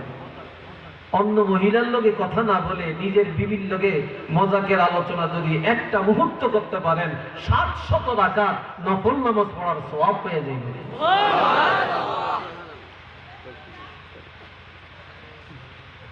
আল্লাহ হরের মাইয়া ওলা বেগের তেনি ভালো লাগে, নিজেরটা ভালো লাগে না। হ্যাঁ, নাউজুবিল্লাহ বলতেন না? হরের ভাই খাইয়া বাড়িতে গেলে বাড়ির তরকারি ভালো লাগে, ঠিক নেই? এটি করবেন। এবার খেয়াল করেন, আমার নবী একবার বললেন নবীর 9 জন বিবি একসাথে ছিলেন। একটু চিল্লিয়া বলেন কয়জন? আরো জন বলেন কয়জন? নবীর 9 জন বিবি আমাদের মা একসাথে ছিলেন। কোনোদিন কারো সাথে কারো মন কালাকালি হয় না, ঝগড়াঝাটি হয় না, বিবাদ বিসংবাদ হয় না। আর কোন স্বামী যদি 2 বিয়া করে, তখন মাশাআল্লাহ যা শুরু হয়ে যায়। কিরে, একজন আরেকজনের মাইনা নেয় না, ঠিক না? আর আমার চরিত্র খারাপ, আমরা যদি বিয়ে 2টা করতে পারি, এক করে বেশি উত্তম মনে করি, আর এক বেগমের খবরও লই না। কথা ঠিক না? এই জন্য ইনসাফ না থাকতে পারলে 2টা 3টার দ্বারে যাইয়েন না, একটাই ভালো। কি কথা ঠিক কিনা? একটাই ভালো। এই প্রথম বউ, এই বউ আর পাইতেন না, ঘরে যত সুন্দরী আনেন এদিন কোনো ভালো না। এই সময় আমার নবী বললেন, বিবিরা আজকে তোমাদেরকে আমি একটা কিসসা শোনাবো। তোমরা রাস্তাঘাটে পথে ঘাটে যাও না, তোমরা সব সময় ঘরে থাকো, কে তোমাদেরকে শোনাবে? আয় আমি রাসূল আজকে সুন্দর একটা ঘটনা শোনাবো। এবার বললেন কি ঘটনা, কিভাবে শোনাবেন? কয় ঠিক আছে, ঘটনা শোনানোর আগে তোমরা পিলারের মধ্যে হেলান দাও। কিসের মধ্যে? তোমরা পিলারের মধ্যে হেলান দাও। তখন এই জন্য এই দিকে তাকায়, ওই দিকে তাকায়, পিলার করি। হযরত আয়েশা সিদ্দিকা ছিলেন বড় বুদ্ধিমতী। তিনি বলেন, পিলারা পাও না? কয় না। কয় নবী আমাদের পিলারা। একটু আলহামদুলিল্লাহ কর না। কে পিলারা? নবী তো আমাদের ফিলারা নবী বসে রয়েছে, একজন ডাইন পাশে হেলান দেয়, আর একজন বাম পাশে হেলান দেয়, পিছনে কেউ হেলান দেয়, আবার কেউ যেখানে ফাঁক পায় সেখানে হেলান দেয়। হযরত আয়েশা বসে না, তিনি খালি দাঁড়ায়া তাকান কে কোন জায়গা দখল করে। যখন দেখছে হযরত আয়েশা বসে না, অন্য স্ত্রীরা বলে, ও আফা আপনি কেন আমাদের সাথে বসেন না? এইবার হযরত আয়েশা সিদ্দিকা নজর করে দেখেন আল্লাহর হাবিবের কোলটা এখনো কেউ দখল করে না। তখন দৌড় দিয়া যায় নবীর কোলটা দখল করে বসে যায়। একটু মার হবা কর না, নবীর কোলে বৈশা নবীর দাড়ি মোবারক এইভাবে হাতায় আর কয়, নবী কি কিসে শুনাইবেন? আল্লাহ দেশ একজন বিশ্ব নবী পাঠাইছেন, নূরে মুজাসসাম নবী পাঠাইছেন, শ্রেষ্ঠ নবী পাঠাইছেন। ওই নবীর একসাথে 9 জন বিবি, তারা কেউ কারোর সাথে ঝগড়া করে না, তারা একজন আরেকজনের ইজ্জত করে, তাদের মধ্যে মায়া মহব্বতের বন্ধন অনেক গভীর, তাদের স্বামীও তাদেরকে এক নজরে জানে, তারা সবাই তাদের স্বামীকে একরকম ভালোবাসে, স্বামী স্ত্রীর মধ্যে কোনো দ্বন্দ্ব নাই। এবার অন্যান্য বিবিরা বলে, এটা কি কিচ্ছা শোনাইলেন? হযরত আয়েশা কয়, তোমরা জানো না, শোনো না, তোমরা কি বোকা নাকি? তোমরা বুঝো না আল্লাহর হাবিব আমাদেরকে এক জায়গায় করিয়া আমাদের চরিত্রের প্রশংসা করে। একটু মার হবা কর্ণ ভাই। এইভাবে মাঝে মাঝে বসে সাথে রাইখা প্রশংসা করবেন, তোমার পাক ভালো, কথাবার্তা ভালো, তোমার চলাফেরা ভালো, তোমার আচার আচরণ ভালো, তোমার পাকগুলি খাইতে ভালো লাগে, তারপরে তুমি অনেক নরম তবিয়তের। এইভাবে যদি মাঝে মাঝে কিছু গল্প শোনান তাহলে স্বামী স্ত্রীর মহব্বত বেড়ে যাবে। আপনি যখন তাকে যা কথা বলবেন তাই সে শুনবে। কি কথা ঠিক না? তাই সে শুনবে। আমাদের কারণে আমাদের মায়েরা খাসলত খারাপ হয়ে গেছে, আমাদের কথা মানতে চায় না, কারণ আমরাও তাকে কথা মানি না। আবার মাঝে মাঝে তার বাপের বাড়িতে আপনি সহ বাড়িতে যাবেন, নিয়ে যাবেন, চলো আমি শ্বশুর বাড়িতে যাবো, তুমি বাপের বাড়িতে যাইবা, আমি আমার শ্বশুর বাড়িতে যাব। একটা গাড়ি ভাড়া করবেন, একটা সিএনজি ভাড়া করবেন, একটা প্রাইভেট ভাড়া করবেন, কিছু টাকা খরচ করে প্রাইভেটে করে তারা নিয়ে যাবেন, বেড়াবেন, একসাথে বেড়াইতে যাবেন, সেও খুশি হবে, আপনিও খুশি হবেন, দাম্পত্য জীবনে আনন্দ চলে আসবে। একটু সুবহানাল্লাহ বলেন না ভাই। আমার কথায় মনে হয় রাগটা করতেছেন আপনারা, হ্যাঁ বেজার হইতেছেন মনে হয়। এবারে আসেন আরেক কথায় চলে যাই, একটু দরুদ শরীফ পড়েন তার আগে। সাল্লাল্লাহু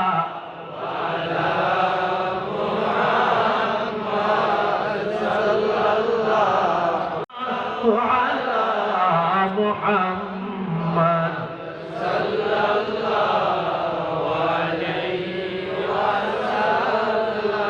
উচ্চ আওয়াজ একবার বলেন আলহামদুলিল্লাহ।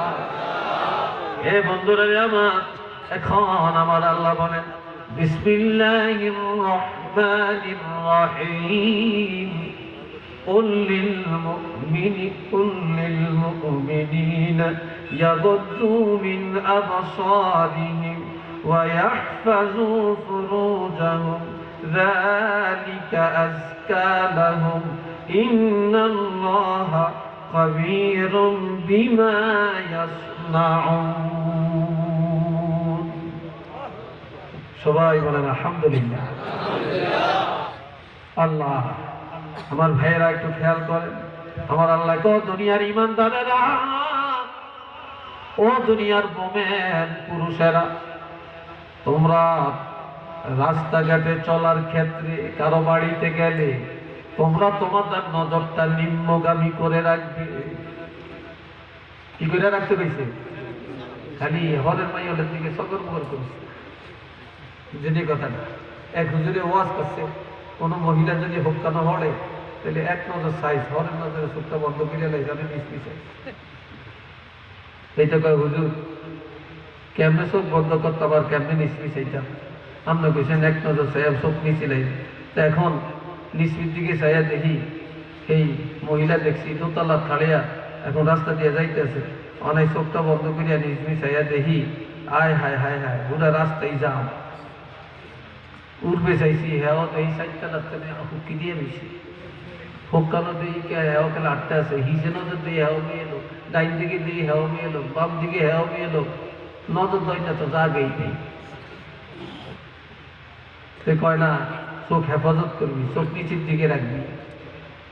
চোখ কি নিচের দিকে, এক নজর চাই সেটারও চোখ ঠিক করে। মাইয়গা যাইতে আছে কলেজে, এটা নজর একটা এমনি দিয়ে রাখছে।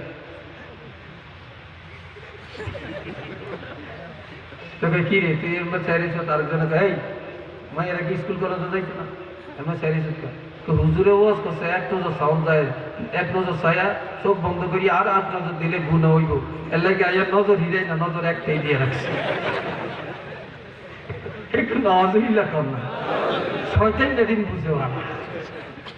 হ্যাঁ আমার আল্লাহ বলেন, ও ইমানদার পুরুষেরা,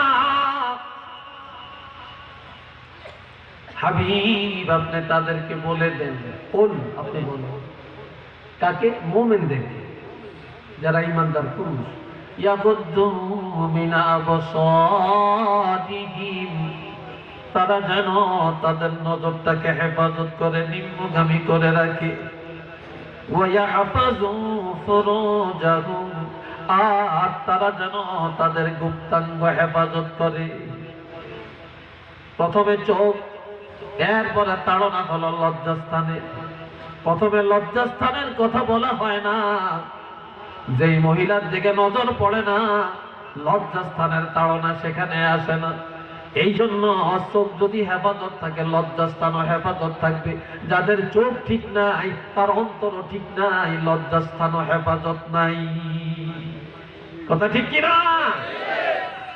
এই জন্য আমার আল্লাহ বলেন, হাবিব আপনি বলে দেন মুমিনদেরকে তারা যেন তাদের নজরটাকে হেফাজত করে আর লজ্জাস্থানের হেফাজত করে। যালিকা আজকা লাহুম, এটাই তাদের জন্য মহা পবিত্রতা। যারা চোখ হেফাজত করবে আর লজ্জাস্থান হেফাজত করবে, এটার মধ্যেই তারা পবিত্রতা লাভ করতে পারবে। আলহামদুলিল্লাহ কন্যা ভাই, আমার প্রাণের ভাইয়েরা, এরপরে আমার আল্লাহ বলেন, কুল্লিল মুমিনাত, হাবিব মুমিনা নারীদেরকে বলে দেন, মেয়েরা যেন বাড়িতে আলেম আসবে, পিসাব আসবে, সাবজাদারা আসবে, বিয়ে শাদী হবে, দুলা আসবে, বর আসবে, বর যাত্রী আসবে, স্বামীর বন্ধু বান্ধব আসবে, মহিলারা যেন তাদের দিকে নজর না করে, তারা যেন কিছু কি না মারে, তারা যেন চোখটাকে হেফাজত করে রাখে, নিম্নগামী করে রাখে। আর বাড়িতে বিয়ে হবে, বাড়ির সামনে সুন্দর একটা গেট যাবে মেহমানের রিসিপশনের জন্য, ইজ্জতের জন্য।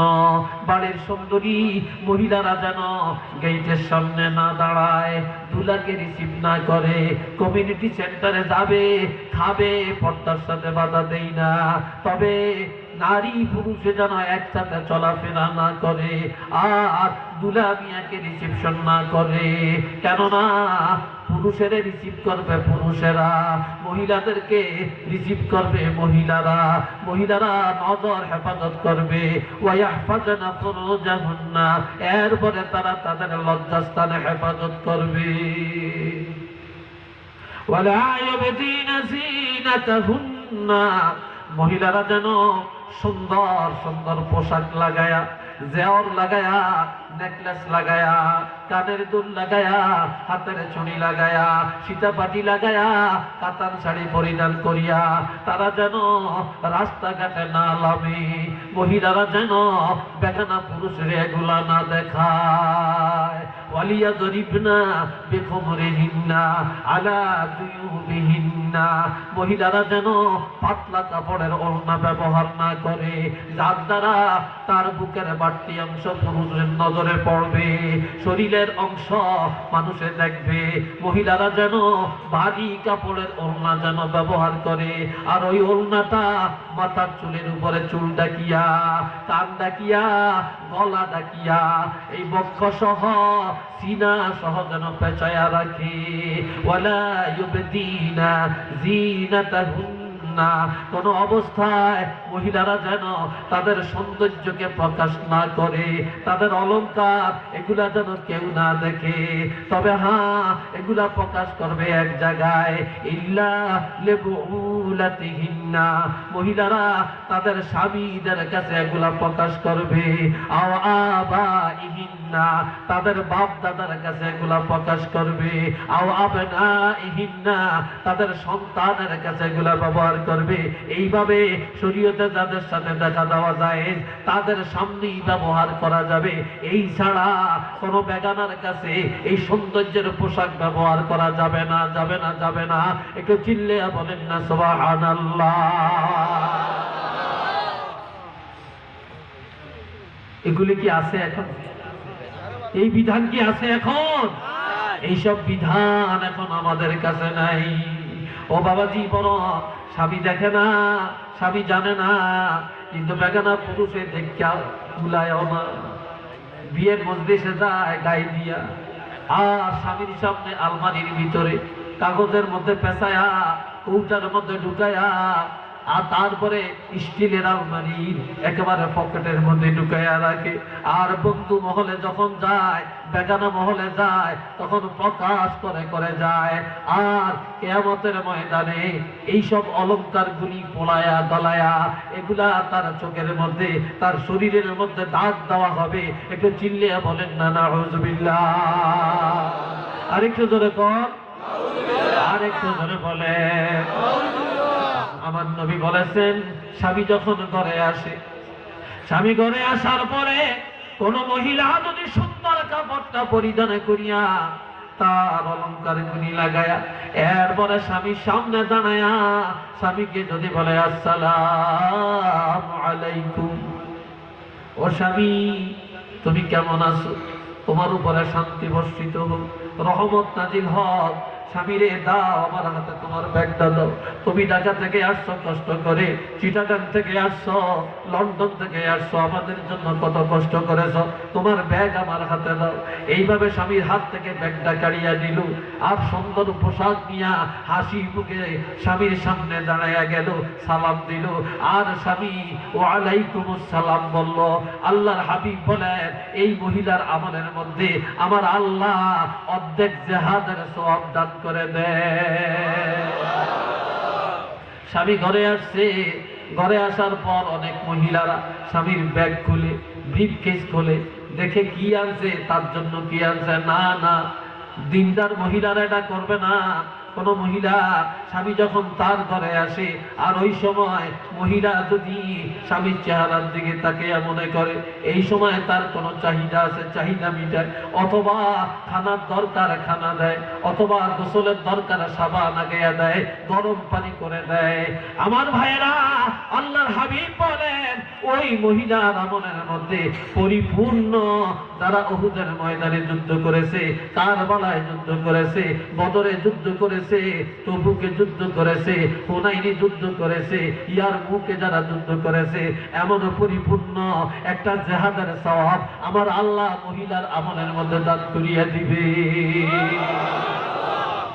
স্বামী ঘরে আসার পর মহিলা যদি স্বামীর প্রয়োজন চাওয়ার আগে যদি তার প্রয়োজন মিটায়, অর্থাৎ স্বামীর এখন কাপড়টা দেওয়া দরকার, বলার আগে ধুইয়া দিল, স্বামীর টুপিটা কালো, স্বামী বলার আগে পরিষ্কার করে ধুইয়া দিল, এরপরে স্বামী বলার আগে স্বামীর বিছনাটা ভাও করে দিল, স্বামী বলার আগে খানার টেবিলে খানা হাজির করলো, স্বামী বলার আগে আগে এক গ্লাস পানি দিল, তার চাহিদা মিটাইল।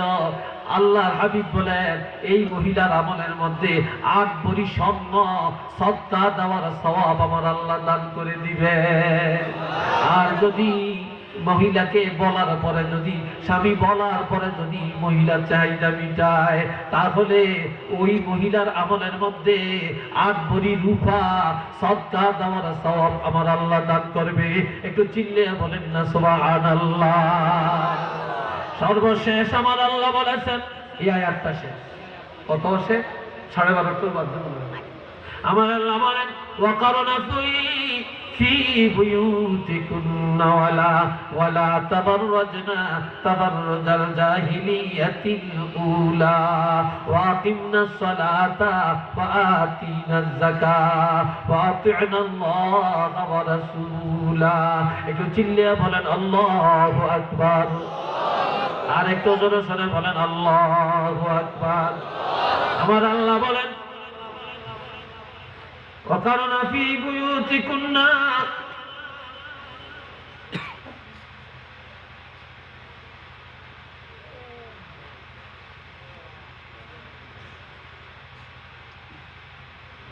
আমার ভাইরা বন্ধুরা রে আমার এই সময় মহিলা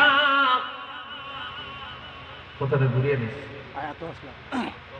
আয়াত পড়া তো وقرن في بيوتكن আমার আল্লাহ বলেন যে মহিলারা ঘরে থাকবা ঘরের বাহির ওয়ালা তাবাররাজনা ঘরের বাহিরে যাও না তোমরা ঘরে থাকবা পুরুষেরা হাটে বাজারে শহরে বন্দরে থাকবে রুজি রোজগার করবে চাকরি বাকরি করবে আর তোমরা মহিলারা ঘরের মধ্যে থাকবে তবে বাহিরে যাওয়া নিষেধ না যাইতে পারবা মহিলারা ঘরের বাইরে যাইতে পারবে তিনটা শর্তে ধরে বলেন কয় অবস্থায় ও যুবকেরা বলো কয় অবস্থায় মহিলারা তিন অবস্থায় ঘরের বাহিরে যেতে পারবে এক নম্বরে এলমে দ্বীন শিখার জন্য ঘরের বাহিরে যাইতে পারবে কোরআন হাদিসের ইলম শিখার জন্য হালাল হারাম বুঝার জন্য সুশিক্ষার জন্য পর্দা লাগায়া বোরকা লাগায়া ঘরের বাহিরে যাইতে পারবে দুই নম্বরে মহিলারা রোগ শোক হলে চিকিৎসার জন্য পর্দার সাথে ঘরের বাহিরে যেতে পারবে তিন নম্বরে যদি সংসার পরিচালনা করার কেউ না থাকে কেউ যদি না থাকে আর ভিক্ষাবৃত্তি না করে ভিক্ষার হাত মানুষের কাছে না বাড়ায় হালাল পথে রুজি করার জন্য কামাই করার জন্য পর্দার সাথে ঘরের বাহিরে যাইতে পারবে এই তিন অবস্থার বাহিরে মহিলাদের যাওয়ার বিধান নাই আর আমার নবী বলেছেন এই তিন অবস্থায় তো যাইতে পারবে আর সাথে সাথে সে স্বামীর বাড়ি থেকে বাপের বাড়ি থেকে স্বামীর বাড়ি জি জামাইয়ের বাড়ি আবার জি জামাই থেকে স্বামীর বাড়ি এইসব আত্মীয়ের বাড়িতে আসা যাওয়া করতে পারবে তবে দায়ুসের মতো না জাহিলি যুগের নারীদের মতো না কেননা আমার আল্লাহ বলছেন তাবাররুজাল জাহিলিয়াতিল উলা যদিও পর্দার বাহিরে যাও তোমরা জাহিলি যুগের মেয়েদের মতো যাও না এখন ঘরে থাকিয়া কি করবা স্বামীরে বুঝিয়ে শুনিয়া কয় স্বামী বড় তো মন টিকে না কাম কাজ নাই কি করবো একটা 24 ইঞ্চি 48 ইঞ্চি একটা টেলিভিশন আইনা দাও ডিজিটাল একটা টেলিভিশন ডিশের লাইনটা লাগিয়ে দাও একটু স্টার জলসা ছায়াও তারপরে ভারতের নোংরা ছবিটি ছায়া সময় কাটাইয়াও সময় তো যাইতে হইব কথা ঠিক না না আমার আল্লাহ মহিলাদের কাজ দিয়া দিছে আল্লাহ বলেন ওয়াকিমনাস সালাতা তোমরা ঘরে থাকিয়া মহিলারা নামাজ কায়েম করবা কেননা মহিলাকে খাস করে আল্লাহ যত আয়াত কোরআনে আছে সব জায়গায় নারী পুরুষকে একসাথে বলছে নামাজ কায়েম করো আর এই আয়াতের মধ্যে কোনো পুরুষকে আল্লাহ অন্তর্ভুক্ত করে না আল্লাহ শুধু নারীদেরকে বললেন তোমরা নামাজ কায়েম করো একটা মহিলা যদি নামাজি হয় তার স্বামী নামাজি হবে শ্বশুর নামাজি হবে শাশুড়ি নামাজি হবে ছেলে মেয়েরা নামাজি হবে কোনো মেহমান ঘরে আসলে তারাও নামাজি হবে আর যেই ঘরের মহিলা নামাজি না ওই ঘরে সব নামাজি হয়ে যায় একটা মহিলা চাইলে পরিবারের সবাইকে জান্নাতি বানিয়ে দিতে পারে ইচ্ছা করলে এক জাহান্নামের রাস্তায় পৌঁছে দিতে পারে ঠিক না